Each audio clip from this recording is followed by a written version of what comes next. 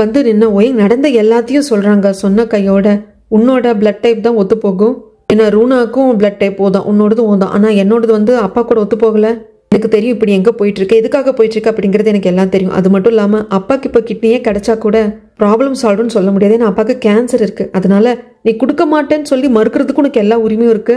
முடிவு உன் கையில தான், உன் விருப்பம் அப்படின்னு சொல்லிடுவாங்க. என்னதான் இருந்தாலும் எப்படி இருந்தாலும் கேன்சர் நோயால ஒரு நாள் சாக போறவர் தானே அப்படிங்கிறதுக்காக இப்ப வந்து கொல்ல முடியுமா, இல்ல சாகட்டும் அப்படின்னு விட முடியுமா? என்னதான் இருந்தாலும் மியாவுக்கு அப்பா தானே, அதுவும் சொந்த பயாலஜிக்கல் ஃபாதர். அதனால மிஸ்டர் லீ கிட்ட கேட்குறாங்க, அமெரிக்கால ட்ரீட்மெண்ட்டுக்காக நீங்க ஏற்பாடு பண்ணியிருப்பீங்க இல்லையா, அதை போஸ்ட்போன் பண்ண முடியுமா அப்படின்னு கேட்கறதுக்கு, புரியுது மியா நான் பேசிக்கிறேன் அப்படிங்கிறாங்க. உடனே சிம்மாவை பார்த்துட்டு அப்பாவை கொஞ்சம் நீ பார்த்துக்கிறியா அப்படின்னு சொல்லிட்டு உடனே அங்கிருந்து ஓயம் கூட ஓடுறாங்க. ஹாஸ்பிட்டலுக்கு வராங்க, பிளட் டெஸ்ட்டும் கொடுக்குறாங்க. பிளட் டைப் வந்து மேட்ச் ஆகுது, இவங்களால கிட்னி கொடுக்க முடியும் அப்படின்னு சொல்லிட்டு வருது. ஆனால் அதுக்கு முன்னாடி சில டெஸ்ட் எல்லாம் எடுக்க வேண்டியது இருக்கு. அப்படிங்கிறப்போ ஓகே மியா வரேன்னு சொல்லிடுறாங்க. டாக்டரும் போயிடுவாங்க. ஈராவோட அம்மா நன்றியும் மன்னிப்பு ரெண்டையுமே வந்துட்டு மியா கிட்ட கேட்குறாங்க. பரவாயில்ல எதுக்கு இப்படி எல்லாம் பண்ணிட்டு இருக்கீங்க அப்படின்னு சொல்லிட்டு அவங்க 2 பேர் கையை கோத்துட்டு நிற்கிறத இந்த சுவியால பார்க்கவே முடியல. இந்த பக்கம் மைக் வந்துட்டு ரூனாவோட ரூம்ல ரூனாவை பார்க்க வந்திருக்காங்க. ரூனா வந்து இன்னும் கான்சியஸ்க்கு வரல, மயக்கத்தில் தான் இருக்காங்க. மைக்கும் நல்லா நடந்தாலும் வர முடியாது, வீல் சேர்ல தான் வந்திருப்பாரு. உனக்கு என்ன அடிப்பட்டாலும் அடுத்த நாளே எழுந்து வந்து என்னை போட்டு கண்ட மேனிக்கு திட்டுவியே, இப்போ ஏன் ரூனா எப்படி படுத்திருக்க, உன்னை இப்படி பார்க்க என்னால் முடியல அப்படின்னு சொல்லிட்டு ரொம்ப வருத்தப்படுவாங்க. ஆக்சுவலா மைக் சைடும் சொல்லாத ஒரு காதல் கதை இருக்கு ரூனா மேல. அது அவர் யாருக்கிட்டையுமே சொல்ல அவர் மனசுக்குள்ளேயே வச்சுக்கிட்டாரு. நினைவு தெரிஞ்ச நாள்ல இருந்து ரூனா கூடவே தான் இருக்காரு. ஆனா ரூனாவுக்கு மைக் மேல காதல்லாம் வரல, ஒரு ஃப்ரெண்ட்லி ஒரு பிரதர்லி ஃபீலிங் தான் இருக்கே தவிர்த்து. ஆனா மைக்குக்கு ஒரு தலையா காதல் இருக்கு, அதை கடைசி வரைக்கும் சொல்லல. ஆனா ரூனாக்கு என்ன வேணுமோ, ரூனாவோட சந்தோஷத்துக்காக என்ன வேணா மைக் பண்ணுவாரு. இந்த பக்கம் ஷெங்கு ஈராவோட அப்பாவை பார்க்க வரான். கேள்விப்பட்டீங்களா, ஆக்சிடென்ட் ஆயிடுச்சு, அதனால சுவிக்கு ஓயங்குக்கும் நடக்க இருந்த என்கேஜ்மெண்ட் நின்று போச்சு. ஆனா அந்த சேர்மன் உங்க நண்பன் சாகல, ஆனா சாகிறதுக்கும் வாய்ப்பு இருக்கு அப்படி நல்லா சொல்லி இங்க பேசிட்டு இருக்கிறப்போ இங்க நம்ம ஓயங்குக்கு மண்டக்குள்ள ஏதோ ஒன்று அடிக்குது. நம்ம அப்பாவோட பிளட் குரூப் வந்து ஓ, அது ரூனாவுக்கும் மியாவுக்கும் கரெக்டா இருக்கு. ஆனா நம்மளுக்கு மட்டும் ஏன் பிளட் குரூப் ஏவா இருக்கு? அதை டாக்டர் கிட்ட வந்து கேட்கவும் செய்யறாங்க. ஆக்சுவலா இப்ப இதை பத்தி பேச வேண்டிய சூழ்நிலை கிடையாது. ஆனா சம்பந்தப்பட்ட நீங்களே வந்து கேட்கறதுனால நான் சொல்றேன். இப்ப அப்பாவுக்கு பிளட் குரூப் ஓவா இருக்கு அப்படின்னா, அம்மாவுக்கு பியா இருக்கு அப்படின்னா, அந்த குழந்தைக்கு ஒன்னா பிளட் குரூப் ஓவா இருக்கணும், இல்லைன்னா பியா இருக்கணும், இல்லைன்னா ஓபியா இருக்கும். கண்டிப்பா ஏவா இருக்கிறதுக்கு சம்பந்தமே இல்லாம வர்றதுக்கு சான்ஸே கிடையாது. சார் ரொம்ப ரேரா அப்படி நடக்கிறதுக்கு வாய்ப்பு இருக்கா அப்படின்னு ஓயங் டாக்டரை பார்த்து கேட்கறதுக்கு, ரேர்லயும் ரொம்ப ரொம்ப ரேர், ஆனா அதெல்லாம் இது வரைக்கும் நடந்த மாதிரி எனக்கு தெரியாது அப்படின்றது ஓயங்குக்கு இன்னும் ஒரு சந்தேகம் வலுவாகுது.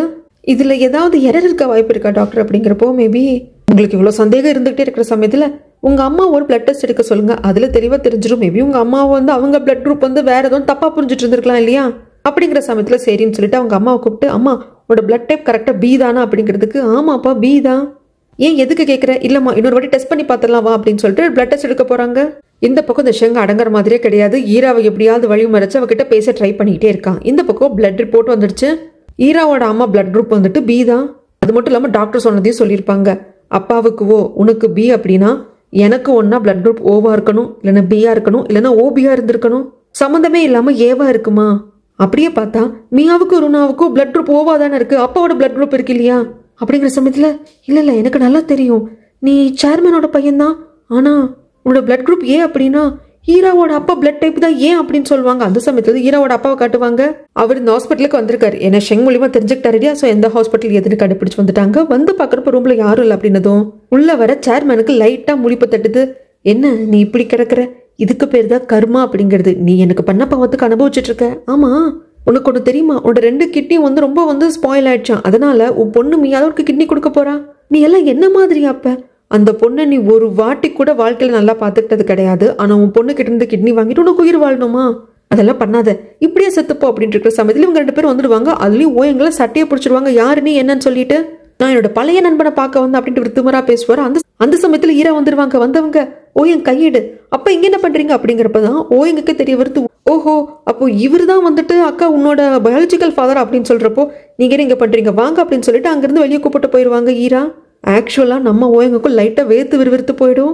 ஒருவேளை இவர் தான் நம்மளுக்கும் அப்பாவா இருப்பாரோ அப்படின்னு சொல்லிட்டு வெளியே கூப்பிட்டு வந்ததுட்டும் ஈரா வந்துட்டு கேட்பா, ஏன் இப்படி எல்லாம் பண்ணிட்டு இருக்கீங்க அப்படின்னு சொல்றதுக்கு, என்ன இப்படி பண்ணிட்டு இருக்க நீ, அந்த கம்பெனியை கிவ் அப் பண்ணிட்ட, உனக்கு வர வேண்டிய சேர்மேன் போஸ்ட் அந்த ஓயங்குக்கு போயிடுச்சு, ஏன் இப்படி எல்லாம் பண்ணிட்டு இருக்க, அவனாலதான் உள்ள கிடக்குறானே அந்த சேர்மேன், அவனாலதான் இத்தனை கஷ்டமும் நம்மளுக்கு, அவனா அப்படின்னு ஆரம்பிக்கிறப்போ என்ன பண்ண போறீங்க, ரிவெஞ்ச் எடுத்து என்ன சாதிக்க போறீங்க, அவர் எப்படி கிடக்குறாருன்னு பாத்தீங்களா, இதுதான் காலத்தோட தண்டனை, அவ்வளவுதான், பழி வாங்குறதுனால ஒன்றும் மாற போறது கிடையாது, ஆண்டவன் யாருக்கு என்ன தண்டனை கொடுக்கணுமோ அவனே கொடுத்துட்டு போறான். உங்க ரிவெஞ்சால எதையுமே மாற்ற முடியாது அப்படிங்கிறப்போ எல்லாத்தையும் அப்படியே விடுறதா நல்லது. ப்ளீஸ்ப்பா புரிஞ்சுக்கோங்க. அதுதான் சொல்றேன், நான் தான் உன் அப்பா, ஆனா நீ அவனுக்காக என்னைய வெளியே கூப்பிட்டு வந்துட்டேல அப்படிங்கிறப்போ இதை பாருங்க, நான் உங்க நலனுக்காக தான் சொல்றேன், புரிஞ்சுக்கோங்க அப்படிங்கிறப்ப அவர் அங்கிருந்து போயிடுவாரு. இங்க யூஎஸ் போக முடியாதனால அதே ஹாஸ்பிட்டலுக்கு இவங்களோட வளர்ப்பாப்பாவை மியா கூப்பிட்டு வந்திருப்பாங்க. வளர்ப்பாப்பாவோட கையை பிடிச்சுக்கிட்டே சொல்லுவாங்க, அவரு அந்த ஃபினரல் அப்போ எங்க அம்மாவோட ஆஸ்தி இந்த கலரில் வச்சுட்டு மண்டி போட்டு கும்பிட்டு அழுதாரு. எனக்கு சேர்மேன் மேல ஒரு கோவம் இருந்தது தான், ஆனா அவர் மண்டி போட்டு அழுதப்போ நிஜமா ரொம்ப பாவமா இருந்ததுப்பா. என்னால அவருக்கு கிட்னி கொடுக்க முடியும் அப்படிங்கிறப்போ எனக்கே கொஞ்சம் நிம்மதியாக தான் இருக்கு அப்படிம்பாங்க. இந்த பக்கம் சேர்மன் கொஞ்சம் கொஞ்சமா கேட்பாரு, ரூனா அப்படின்னு கேட்குறப்போ ரூனா நல்லா தான் இருக்கா, ரெக்கவர் ஆகிட்டு தான் இருக்கா, உங்களுக்கு 2 கிட்னி ஸ்பாயில் ஆயிடுச்சு, அதனால மீயா தான் உங்களுக்கு கிட்னி கொடுக்க போறா அப்படிங்கிறப்போ வேண்டாம், வாழ வேண்டிய குழந்தை இன்னும் வாழ வேண்டிய வாழ்க்கை எவ்வளவோ இருக்கு, நான் தயவு செய்து சாகரேன், இப்படியே விட்டுருங்க, எனக்கு கிட்னி எல்லாம் வேண்டாமையா பாவம் அப்படின்னு சொல்லிட்டு இவரால் நல்லா அழுகவும் முடியல, புலம்பிக்கிட்டே இருப்பாரு. என்ன பண்றதுன்னு தெரியும், இவங்களுக்கும் கஷ்டமா இருக்கும். இந்த பக்கம் மியா வந்து அவங்க அப்பாட்ட பேசிட்டே இருப்பா. நாளைக்கு இவளுக்கு சர்ஜரி, இவங்க அப்பாவுக்கு அதாவது பயாலஜிக்கல் ஃபாதருக்கு இவ கிட்னி கொடுக்கணும் இல்லையா, அந்த சர்ஜரி. அந்த இடத்துக்கு தண்ணி அடிச்சுட்டு ஷெங் வந்துட்டு பயங்கரமா என்னமோ பேசுவான். இது பாரு, மறுபடியும் முதல்ல இருந்து ஆரம்பிக்கலாம், நம்ம இப்படி இருக்கலாம் அப்படி இருக்கலாம் அப்படிங்கிறதுக்கு இவளுக்கு பயங்கர கோவம் வரும், அடிக்க செய்வா. உடனே அவன் மண்டி போட்டு கெஞ்சுவான், ப்ளீஸ் எல்லாத்தையும் அழிச்சிடு, உன் மனசுல என்னை பத்தின எண்ணத்தை எல்லாத்தையும் அழிச்சிடு, ஃபர்ஸ்ட்ல இருந்து நம்ம ஆரம்பிக்கலாம் அப்படின்னு சொல்லிட்டு பயங்கரமா போட்டு ஹராஸ் பண்ணிட்டு இருக்கிறப்ப அந்த இடத்துக்கு எப்படியோ லீவ் வந்துருவாரு. இவனை அடிச்சு அங்கிருந்து துரத்தி விட்டுட்டு, கவலைப்படாத, சாரி நான் கொஞ்சம் லேட்டா வந்துட்டேன் அப்படின்னு சொல்லிட்டு ரொம்ப பயந்து போயிருப்பா. மியாவை ஹக் பண்ணி ஆறுதல் படுத்திட்டு இருக்கிறப்போ அந்த இடத்துக்கு ஓயங் வந்து இது எல்லாத்தையும் பார்த்துப்பாரு. அந்த சமயத்தில் ஓயங்கோட மைண்ட்ல நிறைய விஷயங்கள் ஓடிக்கிட்டே இருக்கும்.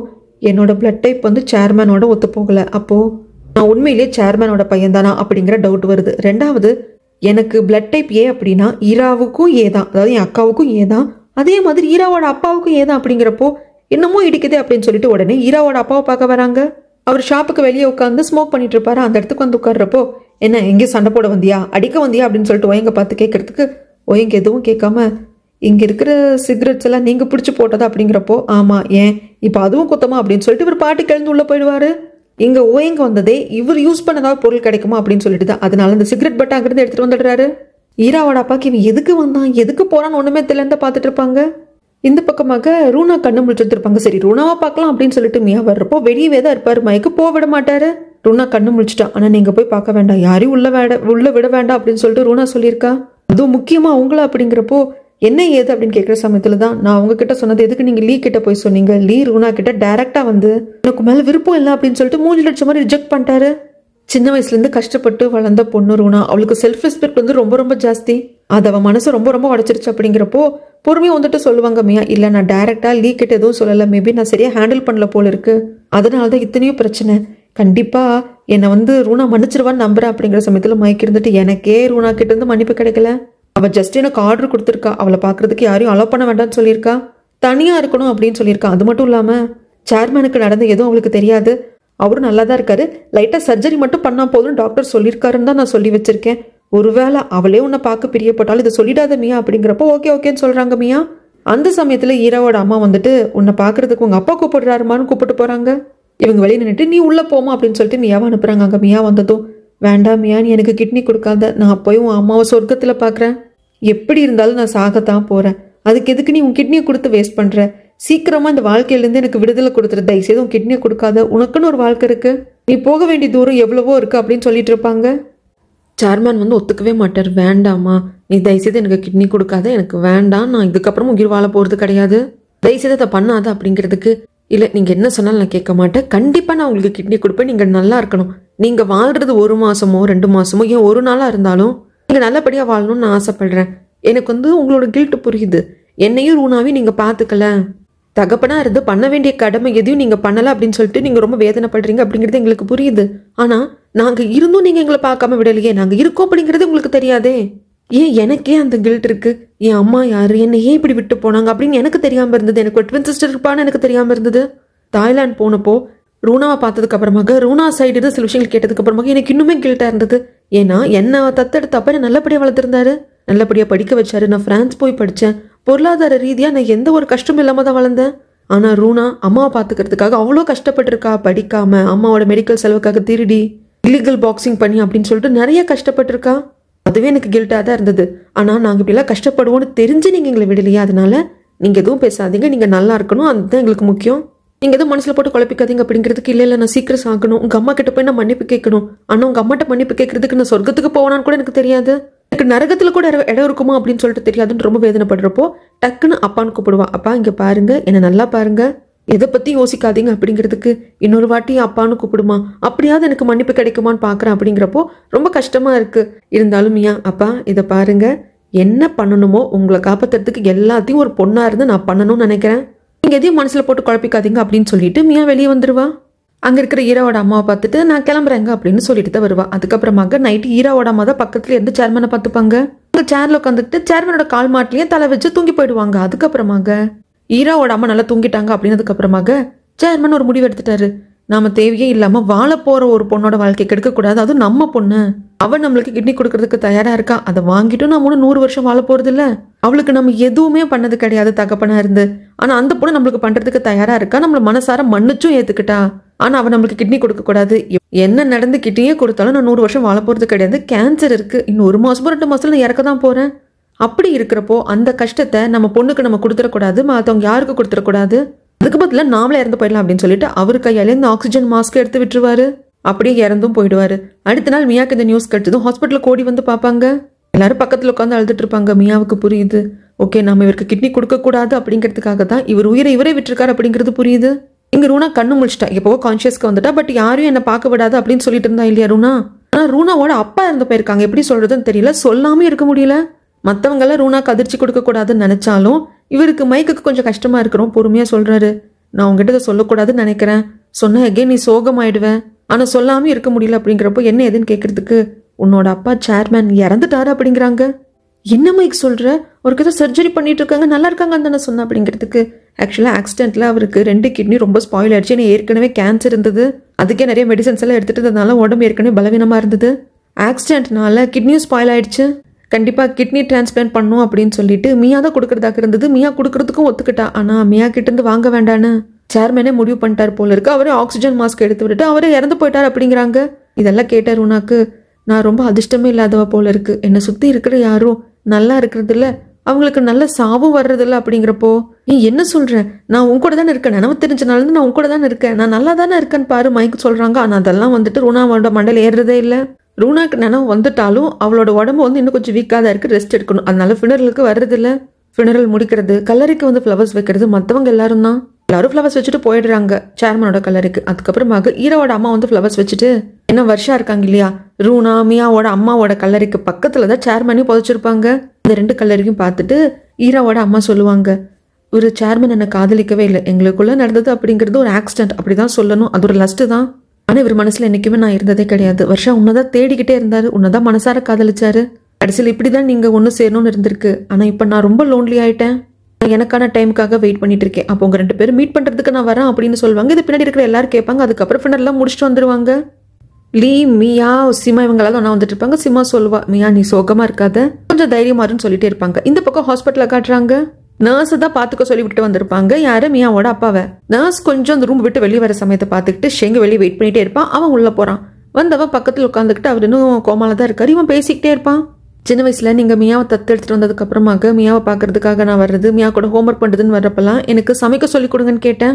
நீங்க எதுக்குப்பா கேட்குற, உன் வயசுல இருக்கிற குழந்தைங்க வரைய கத்துக்குவாங்க, விளையாடுவாங்க, ஏதாவது ஒரு ஸ்போர்ட்ஸ் தான் கத்துப்பாங்க, நீ ஏன் சமைக்க கத்துக்கிறேன்னு என்கிட்ட கேட்டீங்க.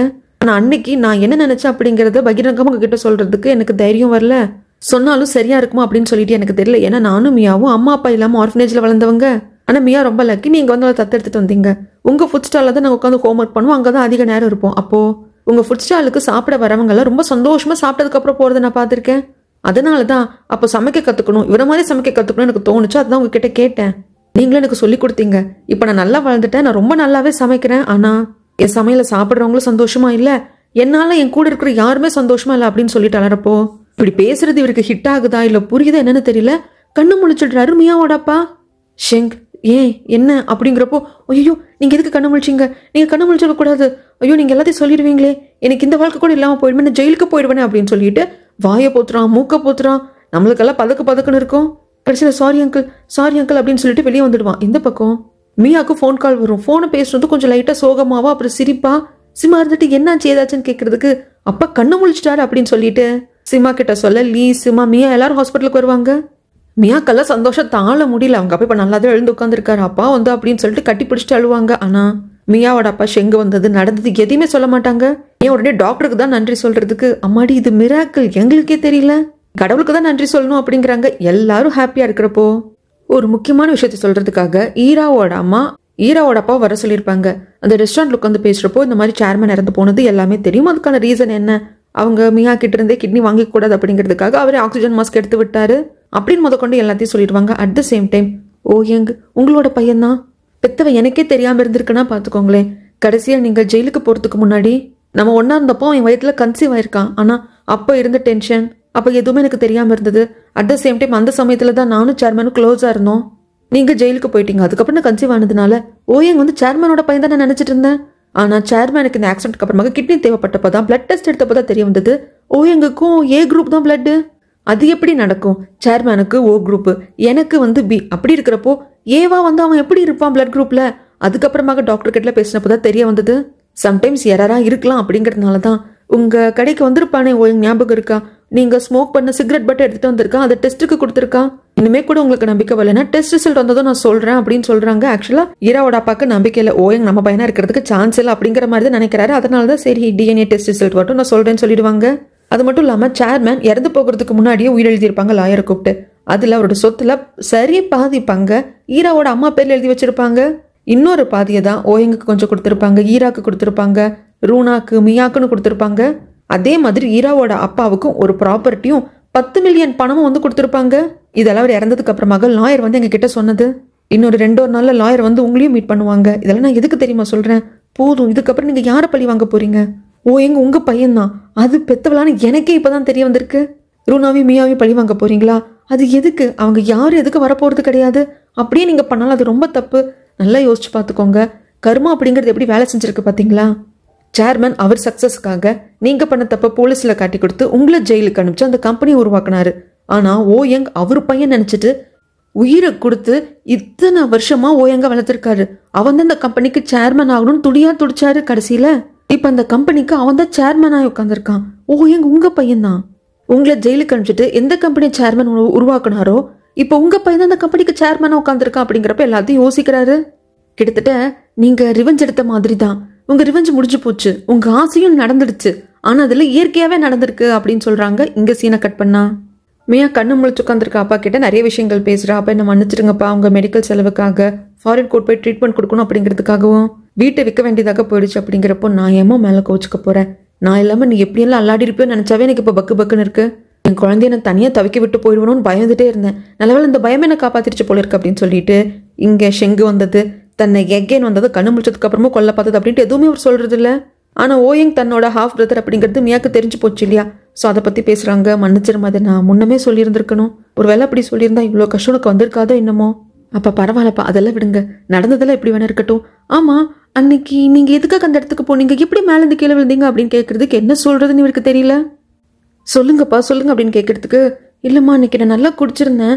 ஏன்னா சேர்மேன் என்னோட நீண்டகால் நண்பன், இடையில நாங்கள் பார்த்துக்க இல்லையா, அதுக்கப்புறம் பார்த்துருந்தோம். ரொம்ப நிறையா குடிச்சிட்டேன்னா அங்கே பாத்ரூம் போனேன். அதுக்கப்புறம் அது அந்த இடத்துக்கு தான் பாத்ரூம் இருக்குன்னு நினச்சிட்டு போன போல இருக்கு. எப்படி விழுந்தேன்னு தெரியலமா, அது ஆக்சிடென்ட் அப்படின்னு சொல்லிடுறாரு. ஷெங்கை காட்டி கொடுக்கறது இல்லை. ஆனால் எங்கள் ஷெங்குக்கு பயம் உயிர் போயிட்டு இருக்கு. அவர் வேற கண்ணு முழிச்சிட்டாரு. எங்கே நம்ம அவரை வந்து கண்ணு முழிச்சதுக்கு அப்புறமே கொல்ல பார்த்துருக்கோம். என்ன ஆக போகுதுன்னு தெரியும். இவன் இங்கே ஒரு மாதிரி ஆயிட்டு இருக்கான். அதுக்கப்புறமாக டிஎன்ஏ ரிப்போர்ட் வந்துடுது. அதை ஓயங்க எடுத்துக்கிட்டு ஈரோட அப்பாவை பார்க்கறதுக்கு வராங்க. நான் உங்கள் பையன்தான், நான் உங்கள் பையன்தான் அப்படின்னு சொல்லிட்டு அதை கொடுக்குறப்போ என்ன பண்ணுறதுன்னு தெரியல. இவர் அதை பார்த்துட்டு பக்கத்தில் வச்சுப்பாரு. விதி பாருங்களேன் எப்படியெல்லாம் நடந்துட்டு இருக்குன்னு சொல்லிட்டு. நீங்கள் ஜெயிலேருந்து வந்ததுக்கு அப்புறமாக என் அப்பாவை பழி வாங்குறதுக்காக நிறைய விஷயங்கள் பண்ணியிருக்கீங்க. ஆனால் காலமே அவர் இப்படி பழி வாங்கிடுச்சு பாருங்க. இவ்வளோ வருடங்களா அவர் பையன் நினச்சி என்னை வளர்த்துருக்காரு. நான் வளர்கிற சமயத்தில் எனக்கு நிறைய விஷயங்கள் தெரியாமல் இருந்தது. ஏன்னா அம்மாவும் அப்பாவும் எப்போத்தாலும் சண்டை போட்டுக்கிட்டே இருப்பாங்க. அப்பா முக்கால்வாசி நேரம் சோஃபாவில் தான் படுத்து தூங்குவார். சமயங்களில் வீட்டில் இருக்கிறவரோட ஆஃபீஸ் ரூமில் நைட்டு ஃபுல்லாக தூங்காமே உட்காந்துட்டு இருப்பாரு. அப்பெல்லாம் எனக்கு புரியல. அதுக்கப்புறமாக தான் எனக்கு சில விஷயங்கள் புரிய வந்தது. அதுவும் இப்போ கொஞ்ச நாட்களாக தான் அம்மா புலம்புறது, அப்பா புலம்புறது, அம்மா வந்து அப்பா இறந்ததுக்கு அப்புறமாக அவங்க கலரில் நின்று பேசினது அப்படின்னு சொல்லிட்டு எனக்கு தெரிய வந்தது. அதுதான் ஆக்சிடென்டெல்லாம் அவங்களுக்குள்ள ஒரு அஃபேர் மாதிரி வந்துடுச்சே தவிர்த்து அது அவங்க கொண்டு போக விரும்பல. என்ன அம்மா பெத்தெடுக்கிறப்போ இவருக்கு நாம இந்த குழந்தை பெத்துட்டோமே அப்படிங்கிறதுக்காக தான், பாதுகாப்புக்காக தான் அப்பா கூட இருந்திருக்காரு அப்படின்னு தெரிய வந்தது. அம்மா எப்பத்துல குடிச்சுக்கிட்டே இருப்பாங்க, அப்பா தனியா இருந்திருக்காங்க. 2 பேரும் ஒரே ரூம்ல இருந்திருந்தா கூட தனியா தான் இருந்திருக்காங்க. ஏன்னா சேர்மேன் வந்து அந்த ஏலம் எடுக்கிறதுக்காக ஈராவோட அப்பாவை போலீஸில் மாட்டி விட்டதுமே இவர் ஜெயிலுக்கு போயிருக்க மாட்டாருங்க. கேஸ் நடந்திருக்கும், ஒரு 3-4 வருஷம் நடந்து அதுக்கப்புறமாக இவர் ஜெயிலுக்கு போயிருப்பாரு. ஸோ அந்த சமயத்திலே வந்து ஓயங் பிறந்திருப்பாங்க. அப்போ ஓயங் வந்துட்டு சேர்மேனோட பையன் தான் அப்படின்னு அவங்க நினச்சிருந்துருப்பாங்க. அதுக்கப்புறமாக தான் சேர்மேனை நம்பி தான் நம்ம வாழணும் அப்படிங்கிறதுக்காகவும் சேர்மேனுக்கு வர்ஷாவுக்கு பிரச்சனை வந்து வர்ஷா வந்துட்டு ப்ரெக்னென்ட் லேடியாவே போயிருப்பாங்க. அவங்க ப்ரெக்னெண்ட்டாக இருக்காங்க அப்படிங்கிறது சேர்மேனுக்கு தெரியாது. சரி, நம்மளால இவ குழந்தைய பெற்றுட்டா, ஓயங் நம்ம பையன் தான், அதுக்காக இவ கூட வாழணும் அப்படிங்கிற முடிவில் தான் கல்யாணம் பண்ணிட்டு இருந்திருப்பாங்க. சரி, நம்ம சேர்மேனுக்கு ஹெல்ப் பண்ணோம் அப்படிங்கிறதுக்காக தான் ஈராவோட அம்மா அவங்களோட அப்பா கிட்டையும் அண்ணா கிட்டையும் கேட்டு பணமும் வாங்கி கொடுத்துருப்பாங்க. ஆனாலும் ஈராவோட அம்மாவால் ஈராவோட அப்பாவை மறக்க முடியல. ஏன்னா அவங்க காதலிச்சது, மனசார காதலிச்சது ஈராவோட அப்பாவை தான். அதே மாதிரி சேர்மேன் மனசார காதலிச்சது வந்து வர்ஷாவை தான். அதனாலதான் இவங்க 2 பேரால ஒரு ஆக்சிடென்டெல்லாம் ஒன்னா இருந்தாங்களே தவிர்த்து சேர்ந்து வாழ முடியல. ஆனா ஓயங் சொல்லுவாங்க, அவரு பையன் நினைச்சு இன்னைக்கு இத்தனை வருஷம் வளர்த்திருக்காரு. ஆனா அவருக்கு 2 சொந்த பொண்ணுங்க இருக்காங்க, ட்வின்ஸ் இருக்காங்க அப்படின்னு சொல்லிட்டு மியா ரூனா அப்படிங்கிற அந்த பொண்ணுங்க தெரிய வந்ததுக்கு அப்புறமாக அவரால் வாழ முடியல. அவர் இறந்து போயிட்டாரு. அவங்க கூட இன்னும் கொஞ்சம் காலம் வந்து சந்தோஷம் வாழ்றதுக்கு அவருக்கு கொடுத்து வைக்கல. இதை பியூரா நான் விதின்னு தான் சொல்லுவேன், கர்மான்னு தான் சொல்லுவேன். நம்ம பண்ற தப்புக்கு தண்டனை வந்துட்டு எப்படி இருந்தாலும் நம்மளுக்கு வந்துதான் சேரும் அப்படிங்கிறதுக்கு இது ஒண்ணுதான் எக்ஸாம்பிள். இன்னும் சொல்ல போனா அவர் சாகுற வரைக்கும் நான் அவர் பையன் இல்லைங்கிறது அவருக்கு தெரியவே தெரியாது. ஓயங்கான என்ன அவரு பையன் நினைச்சதே அவர் செத்து போயிருக்காரு. மேபி இறந்ததுக்கு அப்புறமாக அவர் ஆத்மாக்கு தெரிஞ்சிருக்குமோ என்னமோ. ஆனா நான் அவரோட பையன் தான் அப்படின்னு நினைச்சிட்டே தான் நம்பிட்டே தான் செத்து இருக்காரு. இதுக்கு எவ்வளோ பெரிய தண்டனை சேர்மேனுக்கு. அவர் உருவாக்குன கம்பெனிக்கு என்ன வந்து சேர்மேன் ஆக்கிட்டு போயிருக்காரு. இதெல்லாம் என்ன சொல்றதுனே தெரியல. அப்படிங்கிறப்ப இதெல்லாம் கேட்ட ஈராவோட அப்பா இருந்துட்டு இப்போ கூட மகனேன்னு கூப்பிடுறதோ ஆசையா பாசம்லாம் எதுவுமே கொஞ்சறதெல்லாம் கிடையாது. இதை பாருப்பா, உனக்கு ஒரு அப்பா அப்படின்னா அது வந்து இறந்து போன சேர்மேன் தான். உனக்கு அப்பாவா இருக்கிறதுக்கு நான் டிசர்விங்கே கிடையாது. நான் பண்ண தப்பதான் என் நண்பனான சேர்மேன் மாட்டி விட்டான். ஆனா அதுக்கே எனக்கு அவன் மேல அவ்வளோ கோவம் வந்தது. ஆனா நான் பண்ணது தப்பு தானே அப்படிங்கிற ரியலைசேஷன் எனக்கு வரவே இல்லை. நீ அப்பான்னு ஒருத்தங்களை மனசார நினைக்கணும்னா கண்டிப்பா வந்து உங்க அப்பா அது சேர்மேன் தான்ப்பா. நான் வந்து உனக்கு உயிர் கொடுத்துருக்கலாம், உன்னோட பயாலஜிக்கல் ஃபாதரா இருக்கலாம். ஆனா உனக்கு அப்பா அப்படின்னு சொல்லிக்கிற அளவுக்கு எனக்கு அது தகுதி இல்லைன்னு சொல்லிட்டு வந்துருவாரு. அதுக்கப்புறமாக சுவியையும் சுவியோட அப்பாவையும் பாக்குறதுக்காக ஓயங்க வராங்க. நிறைய பேர் இந்த சீனுக்காக காத்துட்டு இருப்பீங்கன்னு எனக்கு தெரியும். வந்ததுமே இந்த மாதிரி நானும் மியாவும் பயாலஜிக்கலா பிரதர் அண்ட் சிஸ்டர் கிடையாது. அண்ட் தென் நான் சேர்மேனோட பயாலஜிக்கலான சன்னும் கிடையாது. நான் மியாவோட ஹாஃப் பிரதர் அப்படிங்கிறதுனால தான் நான் மியாவை வேண்டான்னு சொன்னேன். சுவியை கல்யாணம் பண்ணிக்கிறதுக்கு ஒத்துக்கிட்டேன். பட் இப்போ அது இல்லைன்னு தெரிய வரப்ப என்னால சுவியை கல்யாணம் பண்ணிக்க முடியாது அப்படின்னு சொல்லிடுவாங்க. பஸ்ஸில் சீட்டு காலியானதும் அப்பாடா நம்மளுக்கு சீட்டு கிடைச்சிருச்சுன்னு வந்து உட்காந்த சுவிக்கு அது எப்படி உனக்கு தெரியும்? அப்போ நீ இறந்து போன அங்கிள் சேர்மேன் இருக்காரு இல்லையா, அவரோட சொந்த பையன் உனக்கு யாரும் சொன்னது அப்படிங்கிறப்போ சுவி நீயும் தானே ஹாஸ்பிட்டல் இருந்தேன், அப்பாவுக்கு கிட்னி தேவைப்பட்டுச்சு, நான் கொடுக்குறேன் அப்படின்ற சமயத்தில் எங்கள் 2 பேருக்கும் பிளட் குரூப் ஒத்து போகல. மியாவுக்கும் ரூனாவுக்கும் தான் அப்பாவோட பிளட் குரூப்போட ஒத்து போச்சு, அதாவது சேர்மேனோட. அதுக்கப்புறமாக நான் டெஸ்ட் எடுத்து பார்த்த சமயத்தில் தான் தெரிய வந்தது நான் சேர்மேனோட பயாலஜிக்கல் சன் கிடையாது அப்படிங்கிறது. என் அக்கா ஈரா இருக்காங்க இல்லையா, ஈராவோட அப்பா தான் எனக்கும் அப்பா.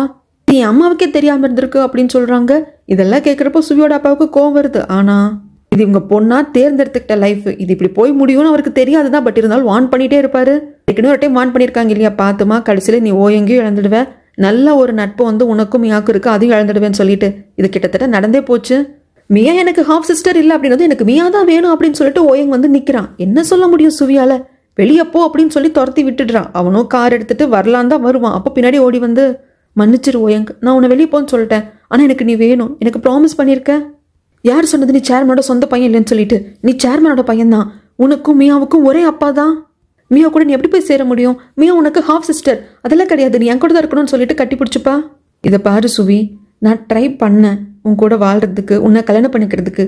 ஈவன் மியா என்னோட ஹாஃப் சிஸ்டர்னு நான் நம்பிட்டு இருந்தப்போ நான் ட்ரை தான் பண்ணனே தவிர்த்து என்னால் மனசோட காதலிக்க முடியல. ஒருவேளை இப்போ நடக்கிற எந்த விஷயமும் நடக்காம மியானோட ஹாஃப் சிஸ்டர் தான் அப்படிங்கிறது உண்மையாவே இருந்து நான் உன்னை கல்யாணம் பண்ணிட்டு இருந்தாலும் நம்ம திருமண வாழ்க்கை எத்தனை தூரத்துக்கு போயிருக்கணும்னு எனக்கு தெரியாது. அன்னைக்கு ஹோட்டலில் நான் பயங்கரமா குடிச்சிருந்தப்போ நம்ம 2 பேரும் க்ளோஸ் ஆயிட்டதாக நீ சொன்ன. ஆனா எனக்கு அப்பவே தெரியும் நான் எந்த தப்பு பண்ணலை அப்படின்னு. நான் எவ்வளவு குடிச்சிருந்தாலும் நான் என்ன நிலைமையில இருக்கேன் அப்படிங்கிறது, நான் என்ன பண்றேங்கிறது எனக்கு நல்லா ஞாபகம் இருக்கும். அப்போ இல்லைனாலும் அதுக்கப்புறமா எனக்கு கண்டிப்பா ஞாபகம் வந்துடும். ஆனா நான் உன்கிட்ட பாராமுகமா இருக்கேன், இன்னும் உங்களோட டிஸ்டன்ஸ் கீப் பண்றேன் அப்படிங்கிறதுக்காக தான் நாம 2 பேரும் க்ளோஸா இருந்துட்டோம். அப்போ நீ போதையா இருந்தேன், நீ சொன்ன போய கூட நான் அக்செப்ட் பண்ணிக்கிட்டேன். அப்படி அதை அக்செப்ட் பண்ணிக்கிட்டு கூட என்னால் உங்ககிட்ட உண்மையாகவும் இருக்க முடியல, உன்னை காதலிக்கவும் முடியல. உன் மனசை நான் உடைச்சிருக்கேன், அதுக்கு என்ன மன்னிச்சிரு. மியா உண்மையிலே என்னோட ஹாஃப் சிஸ்டரா இருந்திருந்தா பரவாயில்ல, அப்படி இல்லாத பட்சத்துல மியா இல்லாம என்னால வாழ முடியாது, நான் கஷ்டப்படுத்தினதுக்கு என்ன மன்னிச்சிரு அப்படின்னு சொல்லிட்டு ஒரு பாட்டுக்கு கார் எடுத்துட்டு வந்துருவாங்க. சுவி எல்லாம் நடு ரோட்ல அப்படி பின்னாடி ஓடி வந்துட்டு நின்றுட்டு அழுதுகிட்டு இருப்பா. சுவி, இது உனக்கு தேவையா? அப்படிதான் எனக்கு தோணுச்சு. இங்க சீனை கட் பண்ணா இந்த ஷெங்கு ஈராவோட அப்பாவை பார்க்க வந்துட்டு இதுக்கு என் ஃபோன் கால் அட்டன் பண்ண மாட்டேன்றீங்க, சேர்மேன் இறந்து போயிட்டாரு, அது மட்டும் இல்லாம நீங்க தான் வந்துட்டு அந்த மியாவோட அப்பாவை தள்ளி விட சொன்னீங்க, நீங்க தான் தள்ளி விட்டீங்க, நான் அவரை காப்பாற்ற தான் பார்த்தேன். அவர் இப்ப கண்ணு முழிச்சிட்டாரு, அது சொல்றதுக்காக தான் உங்களுக்கு கால் பண்ண. ஏன் கால் அட்டன் பண்ண மாட்டேங்கிறீங்க? அவர் கண்ணு முழிச்சிட்டாரு, போலீஸுக்கு போயிட்டா என்ன பண்ணுவீங்க? நான் சொல்லிடுவேன், நீங்க தான் தள்ளி விட்டீங்கன்னு சொல்லிடுவேன். அப்படிங்கிறப்போ லூசு மாதிரி வளராத, நான் தள்ளிவிட சொன்னாலும் நீ இருந்தல நீ காப்பாத்திருக்க வேண்டியது தானே, ஏன்டா உளறிட்டு இருக்க? எல்லாமே எனக்கு தெரியும், மறுபடியும் ஜெயிலுக்கு போறதா கூட நான் ரெடி. அப்படிங்கிறப்போ நீ இப்பதான் ஜெயிலிருந்து ரிலீஸ் ஆயிருக்க, நீ கண்டிப்பா வந்து மாட்டுவ அப்படின்னு சொல்லிட்டு ஒரு மாதிரி பைத்தியக்கார மாதிரி ஆயிட்டா ஷெங்கு. மிரட்டி விட்டு அங்கிருந்து வந்துடுவான். அவனும் கிட்டத்தட்ட பைத்தியக்கார மாதிரி ஆயிட்டான். ரோட்ல உட்காந்து என்ன பண்றதுன்னு தெரியாம மண்டே பிச்சுட்டு இருக்கிறப்போ நீங்க எல்லாம் உங்க மனசை திடப்படுத்திக்கோங்க. ஏன்னா ஓயங்க வந்து லீயை மீட் பண்றதுக்காக வராங்க. லீயை கூப்பிட்டு உட்கார வச்சு இந்த மாதிரி எல்லாத்தையும் சொல்றாங்க. அதை பக்கத்துல இருந்து சும்மாவும் கேட்பா, எப்படி நான் சேர்மனோட சொந்த பையன்லேன்னு தெரிய வந்தது, அந்த கிட்னி டிரான்ஸ்பிளான்ட் அப்போ எடுத்த பிளட் டெஸ்ட் எல்லாமே தெரிய வருது, ஈராவோட அப்பா தான் எனக்கும் அப்பா அப்படின்னு சொல்லிட்டு எல்லாத்தையும் சொல்லிடுறாங்க. எல்லாத்தையும் லீ வந்து பொறுமையாக கேட்டுட்டு இருப்பாரு, இடையில ஒன்றுமே பேச மாட்டாரு. மியா வந்து என்னோட ஹாஃப் சிஸ்டர்னு தெரிஞ்சதுக்கு அப்புறமாக கூட என்னால் அவளை காதலிக்காமல் இருக்க முடியல. பட் என்னை நான் கட்டுப்படுத்திக்கிட்டே தவிர்த்து அவள் மேலே இருக்கிற அந்த அக்கறையும் காதலும் எங்கேயும் போனதில்லை. ஆனால் இப்போ அவளும் நானும் பயாலஜிக்கலாக பிரதர் அண்ட் சிஸ்டர் இல்லைன்னு தெரிய வந்ததுக்கு அப்புறமாக நான் மியா விட்டு பிரிஞ்சிருக்க வேண்டிய அவசியம் கிடையாது. ஏன்னா மியாவுக்கு எனக்கும் பயாலஜிக்கலாக சம்மந்தம் இல்லை. அப்படிங்கிறப்ப இது எல்லாத்தையும் சிமா வந்து கேட்டுட்டு இருப்பா. சிமா வந்து நின்று என்ன கதையாக சொல்லிட்டு இருக்க, நீ சேர்மனோட சொந்த பையன் இல்லையா, இப்போ எதுக்கு அதை வந்து சொல்ற? அப்படிங்கிறப்போ ஆக்சுவலாக லீக்கு புரிஞ்சிருச்சு. ஆனால் சிமா தான் பயங்கரமாக கத்துவா, என்ன நினைச்சிட்டு இருக்கேன், எங்கள் அண்ணனை பார்த்தா உனக்கு எப்படி தெரியுது, இதை பாரு, நீ மியாவை எந்த அளவுக்கு காதலிக்கிறியோ அதில் கொஞ்சம் கூட குறைவில்லாம தான் எங்கள் அண்ணன் காதலிச்சான். நீயும் மியாவும் பயாலஜிக்கலாக பிரதர் அண்ட் சிஸ்டர் அப்படின்னீங்க, அப்போ நீ ஒதுங்கி போன, இப்போ இல்லைன்னா இப்போ வந்து நின்றுருக்கீங்க, நீ என்னதான் நினைச்சிட்டு இருக்க ஓயங்க அப்படின்னு சொல்லிட்டு திட்டிட்டு இருக்கிற சமயத்தில் ஒன்றும் பண்ண மாட்டார் லீ. லீ அப்படியே சிமாவை பார்ப்பாங்க, லைட்டாக விரக்தியாக சிரிப்பாரு. சிமா அமைதியார், நான் பேசிக்கிறேன் அப்படின்னு சொல்லிட்டு, இதை பாரு ஓயங், நீ எந்த அளவுக்கு மியாவை காதலிச்சியோ அதே அளவுக்கு தான் கொஞ்சம் கூட சளைக்காம நானும் அவளை காதலிச்சிருக்கேன். அவளை நான் காதலிக்க ஆரம்பிச்சப்ப இருந்து நான் எனக்குள்ளேயே சொல்லிக்கிட்ட ஒரு விஷயம், அவள் ஒரு வாட்டி ஒரு செகண்ட் ஒரு நிமிஷம் என்னை காதலிச்சா கூட போதும், எல்லாம் ஃபுல்ஃபில் ஆகிடும் அப்படின்னு சொல்லிட்டு நான் எனக்குள்ளேயே சொல்லிப்பேன். இப்போ நீ என்கிட்ட பெர்மிஷன் வாங்க வந்திருக்க, இல்லை மியாவும் நானும் வந்து பயாலஜிக்கலாக பிரதர் அண்ட் சிஸ்டர் கிடையாது, அதனால நீங்கள் வந்து மியா மேலே காதலை வச்சுக்காதீங்க அப்படின்னு சொல்லி நீ கிட்டத்தட்ட என்கிட்ட பெர்மிஷன் வாங்க தான் வந்திருக்க. ஆனால் நான் ஒன்று சொல்லட்டா, நம்ம எல்லாருமே இண்டிபெண்ட், யாரை காதலிக்கணும் காதலிக்க கூடாது அப்படிங்கிற உரிமை அவங்கவுங்க கிட்ட இருக்கு. மியாவுக்கும் சேர்த்தி தான், என்கிட்ட நீ பெர்மிஷன் வாங்க வரணுங்கிற அவசியம் இல்லை. யாரை காதலிக்கணும், மியா யார் கூட வாழணும் அப்படிங்கிறது அவளோட முடிவு. நீ மியா கிட்ட போய் பேசு, மியா உன்னை தேர்ந்தெடுத்தா அப்படின்னா நீங்க 2 பேரும் நல்லா இருங்க அப்படின்னு சொல்லிட்டு எழுந்து சிமாவை வந்து கையை பிடிச்சி கூப்பிட்டு போவார். அண்ணா இப்போ எதுக்கு நான் கையை பிடிச்சி இருக்கிறேன், இருண்ணா நான் இந்த இங்க 4 வருடம் நறுக்குன்னு கேட்டு வரேன் அப்படின்னு சொல்லிட்டு, ஓஹோ இப்போ மியா வந்து உனக்கு சிஸ்டர் இல்லை அப்படின்னு இப்போதான் எல்லாம் பாசம் பொத்துக்கிட்டு வருது உனக்கு. அப்போ இந்த இளவெடுத்த டிஎன்ஏ டெஸ்ட்டை ஃபர்ஸ்ட் எடுத்து தொலைஞ்சிருக்க வேண்டியதுண்டா. நீ என்னடா காதல, நீ மியா உண்மையா காதலிச்சிருந்த அப்படின்னா இப்படி எல்லாம் நடக்கிறப்போ உள் மனசு சொல்லியிருக்கணும், இல்லை இதுல என்னமோ இருக்கு, நாம தெளிவா இருக்கணும்னு சொல்லியிருக்கணும். அதை விட்டுட்டு எங்க அண்ணன் மனசையும் கெடுத்து என்னடா பண்ணிட்டு இருக்க அப்படிங்கிறப்ப இவர் உள்ள இழுத்துட்டு வந்துருவாரு. ஆனாலும் சிமாவோட மனசு ஆறவே ஆறாது. எங்க அண்ணன் என்ன உனக்காக வச்சு ஆம்புலன்ஸ் நினைச்சிட்டு இருக்கேன், உனக்கு ஹெல்ப் வேணுங்கிறப்பல எங்க அண்ணனை கால் பண்ணி கூப்பிடுறது, எங்க அண்ணன் கிட்ட எல்லாத்தையும் கேட்கறது, இப்படி அம்போன்னு விட்டு போயிருக்க.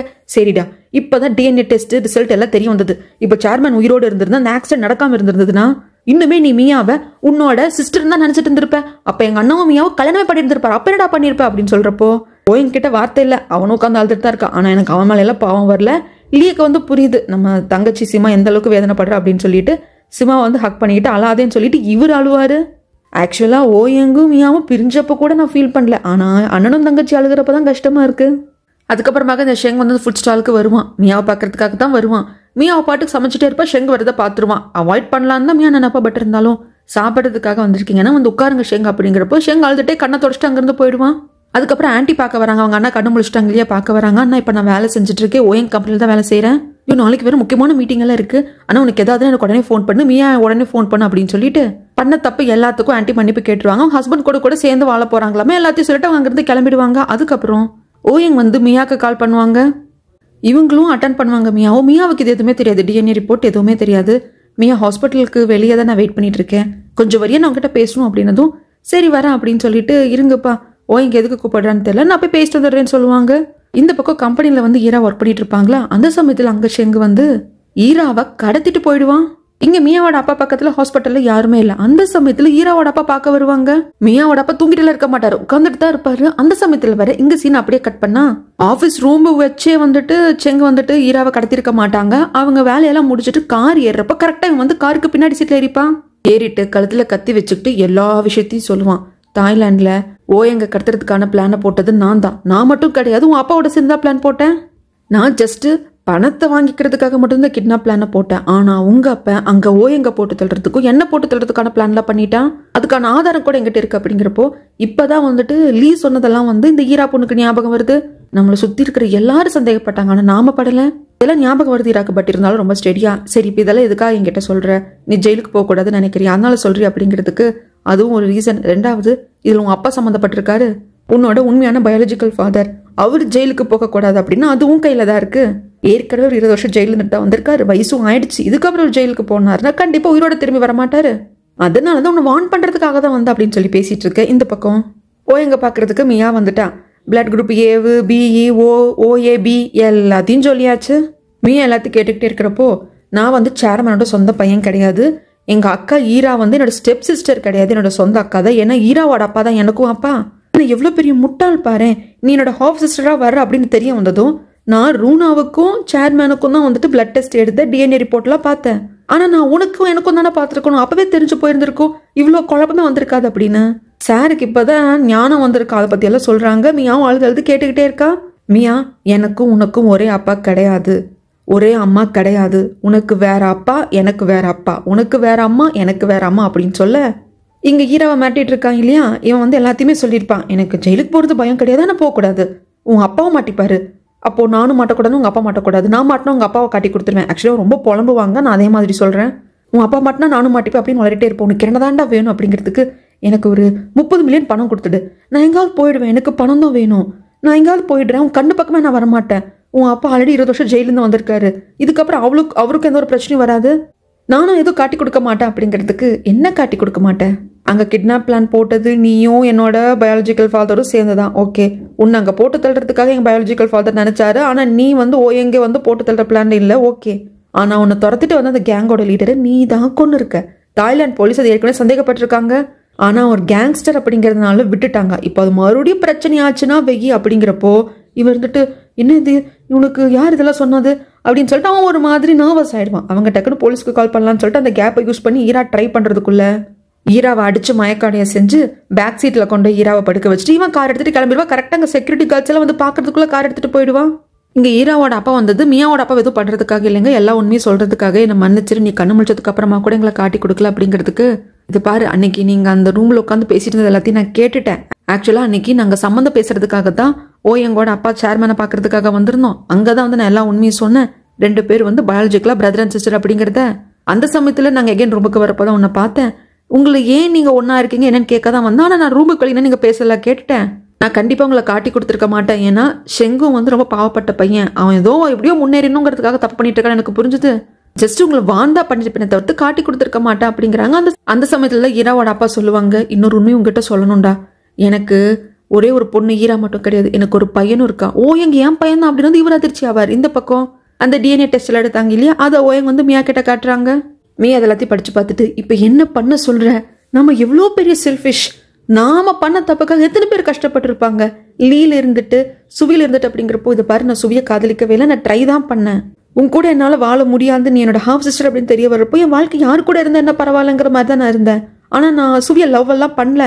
நான் சுவிக்கிட்டையும் உங்க அப்பா கிட்டயும் கூட நான் பேசிட்டு வந்துட்டு, அதே மாதிரி நீ லீயும் காதலிக்கல தானே, லீ உங்ககிட்ட ப்ரப்போஸ் பண்ணதுக்கு நீ ஏன் சொல்ல தானே அப்படிங்கிறதுக்கு மியா இருந்துட்டு இல்ல ஆனா அப்படின்னு ஆரம்பிக்கிறப்போ, என்ன ஆனா, ஆக்சுவலா இது நம்ம தப்பு தான், நான் வந்து எனக்கு உனக்கும் தான் டிஎன்ஏ டெஸ்ட் எடுத்து பார்த்துருந்துருக்கணும், இது ஏதோ வகையில எப்படியோ போய் முடிஞ்சிருச்சு, ஆனா நானும் நீயும் சேரணும் அப்படிங்கறத விதி. நீ என்னோட ஹாஃப் சிஸ்டர்னு தெரிஞ்சதுக்கு அப்புறமாக கூட என்னால ஒண்ணு மறக்க முடியல, என் மனசுக்குள்ள ஒரு பெயின் இருந்துகிட்டே இருந்தது, இப்ப அதெல்லாமே சரியாயிடுச்சு அப்படின்னு சொல்லிட்டு 2 பேரும் ஹக் பண்ணிக்க. இந்த பக்கம் மியாவோட அப்பா கிட்ட ஈராவோட அப்பாவும் எல்லாத்தையும் சொல்லி முடிப்பாரு. அதை விட இவருக்கு என்ன தெரியுமா ரொம்ப மனசை போட்டு வாட்டுது, ஓயங்க வந்து இவர் பையன், ஆனா தாய்லாந்துல ஓயங்க கடத்துறதுக்கும் ஓயங்க போட்டு தள்ளுறதுக்குமே ஒரு பிளான் பண்ணியிருந்திருப்பாரு.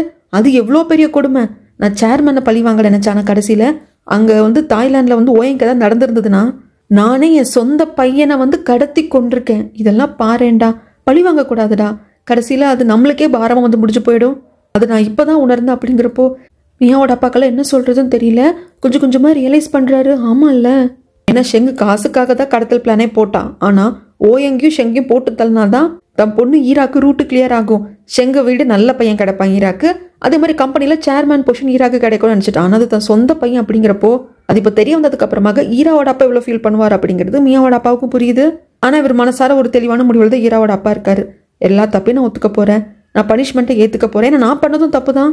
இதுக்கப்புறமாவது கொஞ்சம் நல்ல வாழ்க்கையை வாழணும்னு நினைக்கிறேன். இதுக்கப்புறம் ஜெயிலுக்கு போனா நான் திரும்பி வர்றனோ இல்லையோ என்னமோடா, ஆனா நான் பண்ண தப்புக்கு கண்டிப்பா நான் தண்டனை ஏத்துக்கணும் அப்படின்னு சொல்லிட்டு, நீ என்னோட நல்ல நண்பன், உனக்கு நான் நன்றி சொல்லணும் அப்படின்னு சொல்லிட்டு நன்றி சொல்லிட்டு அங்கிருந்து வந்துருவாங்க. இந்த பக்கம் இவருக்கு ஓயங்குக்கு அதுக்கப்புறமாக தான் கம்பெனில இருந்து கால் வரும். இந்த மாதிரி கடத்திட்டு போயிட்டா ஷெங் வந்து உங்க அக்காவை, நாங்க இங்கிருந்து பார்த்தோம், போலீஸ்க்கும் தகவல் சொல்லிட்டோம், எங்கேயோ ஒரு இடத்துல அவன் நின்று சீன் போட்டுட்டு இருக்கானாமா அப்படின்னு சொல்றப்ப இவங்க 2 பேரும் இங்கிருந்து கிளம்புவாங்க. இங்க லீயை தான் காட்டுவாரு. அவரோட கிளப்புக்கு வந்துட்டு அவர் பாட்டுக்கு அந்த பஞ்சிங் பேக்கை போட்டு தொம்முன்னு குத்திக்கிட்டே இருப்பாரு. சும்மா உட்காந்து அழுதுகிட்டே இருப்பா. கிட்டத்தட்ட 3 மணி நேரமா இப்படி அவர் பஞ்சிங் பேக்கை போட்டு பஞ்ச் பண்ணிட்டு இருக்காரா. கையிலலாம் இருந்து ரத்தமே வர ஆரம்பிச்சிரும். அண்ணா ப்ளீஸ் நான் காம் டவுன் ஆகுனா, நீ அவங்ககிட்ட சண்டை போட்டிருக்கலாம்ல, அதை விட்டுட்டு இங்க வந்து ஏன்னா நீ உன்னை நீயே கஷ்டப்படுத்திக்கிற அப்படின்னு சொல்லிட்டு ஃபர்ஸ்ட் நிறுத்தினா. எனக்கு பயமா இருக்கு, உனக்கு ஏதாவது ஆயிடுமோன்னு பயமா இருக்கு, இன்னும் எதுவும் கை விட்டு போயிடலனா.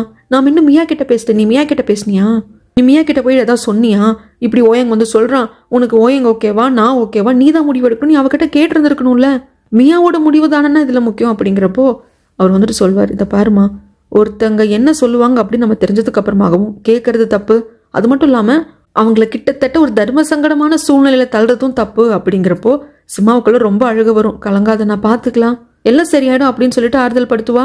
இந்த பக்கம் கடத்திட்டு வந்தான் இல்லையா ஷெங், அவன் ஒரு இடத்துக்கு வந்துட்டு காலில் இருக்கிற பெட்ரோல் எல்லாத்தையும் எடுத்து கீழே விட்டுட்டு இவளையும் உட்கார வச்சுட்டு ஒரு ஹாஸ்டேஜ் மாதிரி ஈராவை பிடிச்சு வச்சுக்கிட்டு யாராவது கிட்ட வந்தீங்கன்னா கொளுத்திடுவேன் அப்படின்னு சொல்லிட்டு பிளாக்மெயில் பண்ணுவான்.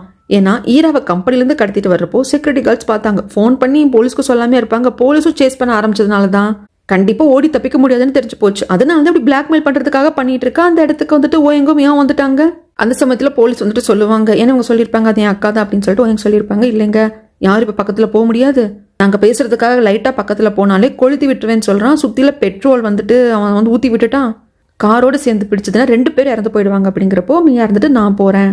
போலீஸ் கேட்குறாங்க, ஏமா நீ மட்டும் எப்படிமா போக முடியும், எப்படிமா ஃபாலோ பண்ணுவோம் அப்படிங்கிறப்போ இல்லை நாங்கள் சின்ன வயசுலேருந்து ஒன்றா வளர்ந்துருக்கோம், நான் போகிறேன், நான் பேசிக்கிறேன், இது என்ன இஷ்யூ அப்படிங்கிறது எனக்கு தெரியும் அப்படின்னு சொல்லிட்டு மியா வந்துட்டு வருவாங்க. ஓயங்க வந்து தடுத்து நிறுத்த பார்ப்பான், பட் இருந்தாலும் மியா இருந்துட்டு நான் பார்த்துக்கிறேன், ஷெங்கை பற்றி எனக்கு தெரியும் அப்படின்னு சொல்லிட்டு பேசுறதுக்காக கிட்ட வருவாங்க.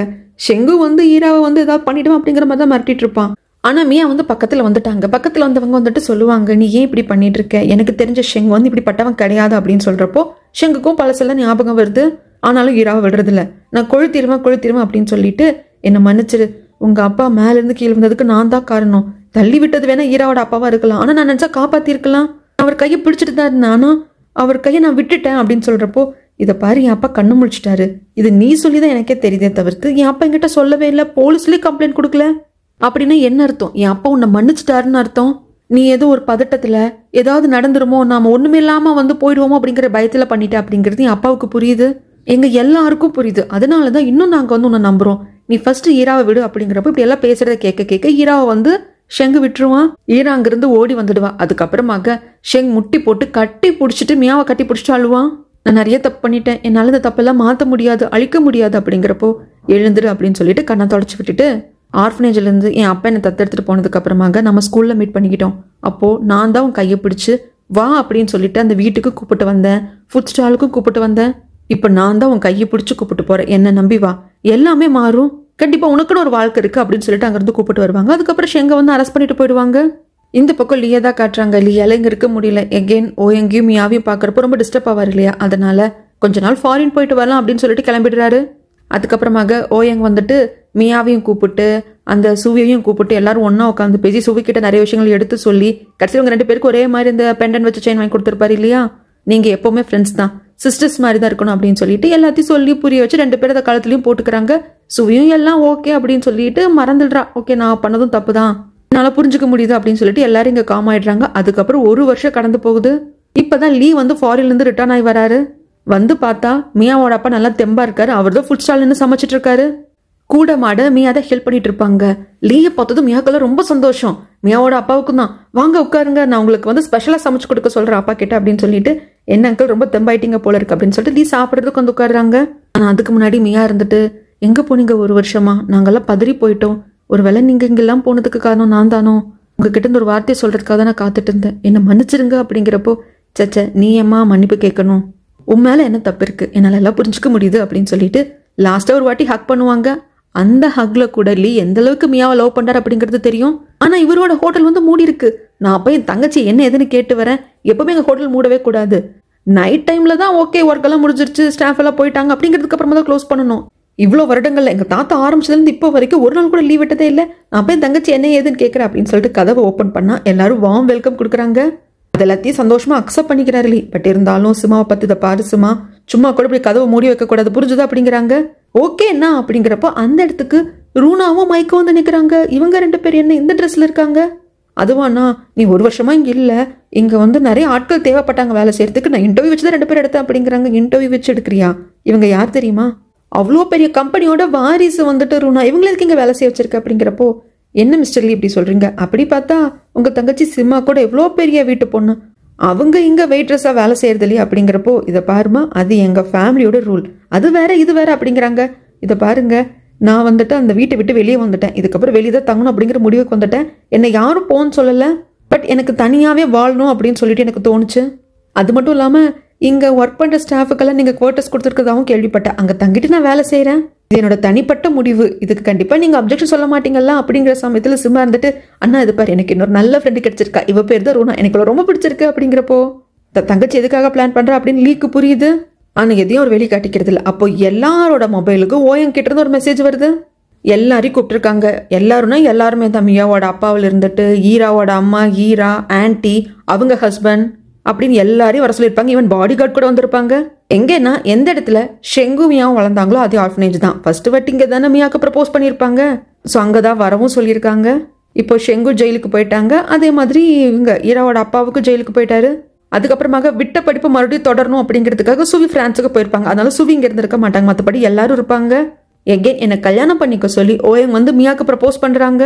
லாஸ்ட் வாட்டி இதே மாதிரி தான் ப்ரப்போஸ் பண்ண, நீ அக்செப்ட் பண்ணிட்ட. அதுக்கு அப்புறமாக நடந்த பல குளறுபடிகள்ல என்னென்னமோ ஆயிடுச்சு. ஆனா இந்த வாட்டி மிஸ் ஆகாது, கண்டிப்பா நம்ம ஒன்னா சேர்ந்து வாழ்வோம் அப்படின்னு சொல்லிட்டு ப்ரப்போஸ் பண்ண மியாவும் அக்செப்ட் பண்ணிக்கிறா. 2 பேரும் ஹாப்பியா கிஸ் பண்ணிக்கிறத பார்த்து எல்லாரும் ஹாப்பியா கிளாப் பண்றாங்க. அப்படியே இங்க இந்த டிராமா ஹாப்பி என்டிங்கா முடியுதுங்க. இன்னொன்று ஹாப்பி என்டிங் யாரெல்லாம் ஓஎங்கும் மியாவும் சேரணும்னு நினச்சிங்களோ அவங்களுக்கு ஹாப்பி என்டிங்காக இருக்கலாம். யாரெல்லாம் லீயும் மியாவும் சேரணும்னு நினச்சிங்களோ அவங்களுக்கு சேட் என்டிங்காக தெரியலாம். பட் ஒருவேளை மிஸ்டர் லீயும் ரூனாவும் சேர்றதுக்கு வாய்ப்பு இருக்குது. ஆனால் அதெல்லாம் நம்மளுக்கு காட்டாமல் இங்கேயே இந்த ட்ராமாவை எண்ட் பண்ணிட்டாங்க. இதுக்கப்புறமாக இந்த ட்ராமாவை பற்றின ரிவ்யூ போர்ஷனும் இந்த ட்ராமாவில் நான் என்ன எடுத்துக்கிட்டேன், எனக்கு என்ன தோணுச்சு அப்படிங்கிறதையும் நான் உங்ககிட்ட சொல்ல போகிறேன். நிறைய பேருக்கு அந்த போர்ஷனை பார்க்க பிடிக்காது. அப்படி வேண்டான்னு நினைக்கிறவங்க இதோட ஸ்கிப் பண்ணிக்கோங்க. அடுத்து இதே மாதிரி ஒரு சூப்பரான ட்ராமாவில் வந்து நான் உங்களை மீட் பண்ணுறேன். ஃபர்ஸ்ட் ரிவ்யூ போர்ஷன் பார்த்துடலாங்க. டோட்டலாக இந்த ட்ராமா வந்து 65 எபிசோடு. ஒவ்வொரு எபிசோடும் 40 நிமிஷம் 45 நிமிஷம் அப்படின்னு தான் இருக்குது. கண்டிப்பாக உங்களை ஒரே சிட்டிங்கில் பார்க்க முடியாது. அது மட்டும் இல்லாமல் ஒரு இடையில கொஞ்சம் கொஞ்சம் நடந்ததே திருப்பி திருப்பி நடக்கிற மாதிரி இருக்கும். ஒரு 35 எபிசோட்க்கு மேலே உங்களுக்கு அதை நீங்களே ஃபீல் பண்ணுவீங்க. இதை தான் போயிட்டு ஒரு 10,000 வாட்டி அவர்கிட்ட சொல்லுவார். அதாவது இந்த மாதிரி நான் வந்து உங்கள் அம்மாவை விட்டுட்டேன் அப்படின்னு சொல்லிட்டு சேர்மேன் போயிட்டு ரூனா கிட்ட ஒரு மாதிரி, அதே மாதிரி கொண்டு போயிட்டு மியா கிட்ட அப்படின்னு இப்படி பேசிக்கிறதே கொஞ்சம் ரிப்பீட் மோட்ல வர்ற மாதிரி இருக்கும். மேபி அது வந்து பார்க்குறவங்களுக்கு ஒரு சிலருக்கு போரிங்காக தெரியலாம். ஆனால் அப்படியே ஓவராலாக பார்க்குறப்ப அப்படியே அது கடந்து போகிற மாதிரி தான் இருக்குது. ஒரு சிலருக்கு அப்படி தோன்றதுக்கு வாய்ப்பு இருக்குது. அதை தவிர்த்து 65 எபிசோட்ஸ், அதுவும் ஸ்டார்டிங் ஒரு 20-25 எபிசோடெல்லாம் பயங்கர சூப்பராக இருக்கும். எல்லாரும் ஈஸியாக ஒவ்வொருத்தவங்களோட வைப்புக்குள்ளே போய் செட் ஆயிடுவாங்க. சுவியை பார்க்கறதுக்காக, சுவி அங்கே இருக்கானே தெரியாமல் ஏதோ பார்சல் வந்திருக்கும் அப்படின்னு சொல்லிட்டு தானே மியா வருவா. மியா அங்கே ட்ராப் பண்ணுறதுக்காக தான் ஓயங்க வருவாங்க. ஆனால் அங்கே சுவி இருப்பாங்க. பார்த்ததும் இவங்க 2 பேர் போய் கொஞ்சிக்கிறாங்க. Okay friends. ஆனால் உடனே அதே வந்து ஒரு ஃப்ரெண்ட்ஷிப் கேங்குக்குள்ளே ஓயங்க போய் செட் ஆயிப்பாரு. அப்புறம் எங்கேயாவது போகணும் அப்படின்னு சொல்லிட்டு மியா போகிறப்போ கூட ஓயங்க வர்றதாகட்டும், லீ வர்றதாகட்டும் அப்படின்னு சொல்லிட்டு அந்த பாண்டிங்லாம் ரொம்ப ரொம்ப நல்லாயிருக்கும். அப்புறம் தாய்லாந்து போன சமயத்தில் அந்த இடத்துக்கு கொஞ்சம் வந்துட்டு சிம்மாவுக்கும் மியாவுக்கும் இடிச்சுக்கிட்டே இருக்கும். அதுக்கப்புறம் அந்த பாக்ஸிங் கேமில் அவர் தான் வின் பண்ணும் அப்படிங்கிறப்ப 2 பேரும் வந்துட்டு ஒத்துமையாக இருப்பாங்க. வின் பண்ணதுக்கப்புறம் 2 பேருமே போய் ஹக் பண்ணுவாங்க. அங்கே இந்த தேவையில்லாமல் ட்ராமட்டிக்கலாக சில சீன்ஸ் வச்சுருக்க மாட்டாங்க. அதாவது ஜெயிச்சதுக்கு அப்புறமாக ஓயங்க வந்து மியாவை மட்டும் ஹக் பண்ணிட்டு சிமாவை ஹக் பண்ணாமல் இருக்கிற மாதிரி, சிமா அதை பார்த்துட்டு கொஞ்சம் சோகமாக நிற்கிற மாதிரி, அந்த மாதிரி ட்ராமட்டிக்காக எதுவுமே பண்ணாமல் 2 பேரும் ஹக் பண்ணிப்பாங்க. அது ரொம்ப ஃப்ரெண்ட்லியாக ரொம்ப நல்லா இருக்கும் அந்த சீனெல்லாம். இந்த மாதிரி நிறையா சீன்ஸ் சொல்லிக்கிட்டே போகலாம். ஒரு 20-25 எபிசோட் வரைக்கும் ரொம்ப ஜாலியாக வைபாக போயிட்டே இருக்கும். ஸோ கண்டிப்பாக நான் மஸ்ட் வாட்ச்னு சொல்லுவேங்க. நம்மள அறியாமல் சிரிப்போம், நல்ல ஒரு ஃபீல் இருக்கும். ஒரு இடத்துல என்னமோ நடந்திருக்கே, என்ன நடந்துட்டு இருக்கு இவங்களுக்குள்ள அப்படின்னு சொல்லிட்டு, அதாவது சேர்மேனுக்கு ஈராவோட அம்மாவுக்கு, அப்புறம் என்ன ஈராவோட அப்பா ஒருத்தன் வந்திருக்கேன், இவங்களுக்குள்ள என்ன நடந்தது அப்படின்னு சொல்லிட்டு அது ஒரு பக்கமாக ஒரு மிஸ்ட்ரியாக ஒரு சஸ்பென்ஸாக இருக்கும்.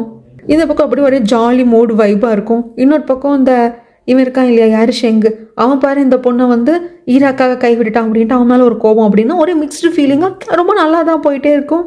அதுக்கப்புறம் எங்கும் மியாவும் காதலிக்கிறது, அதில் லீ அப்செட் ஆகுறது அப்படின்னு சொல்லிட்டு கொஞ்சம் அது ட்ரையாங்கல் லவ் ஸ்டோரி மாதிரி போகும்.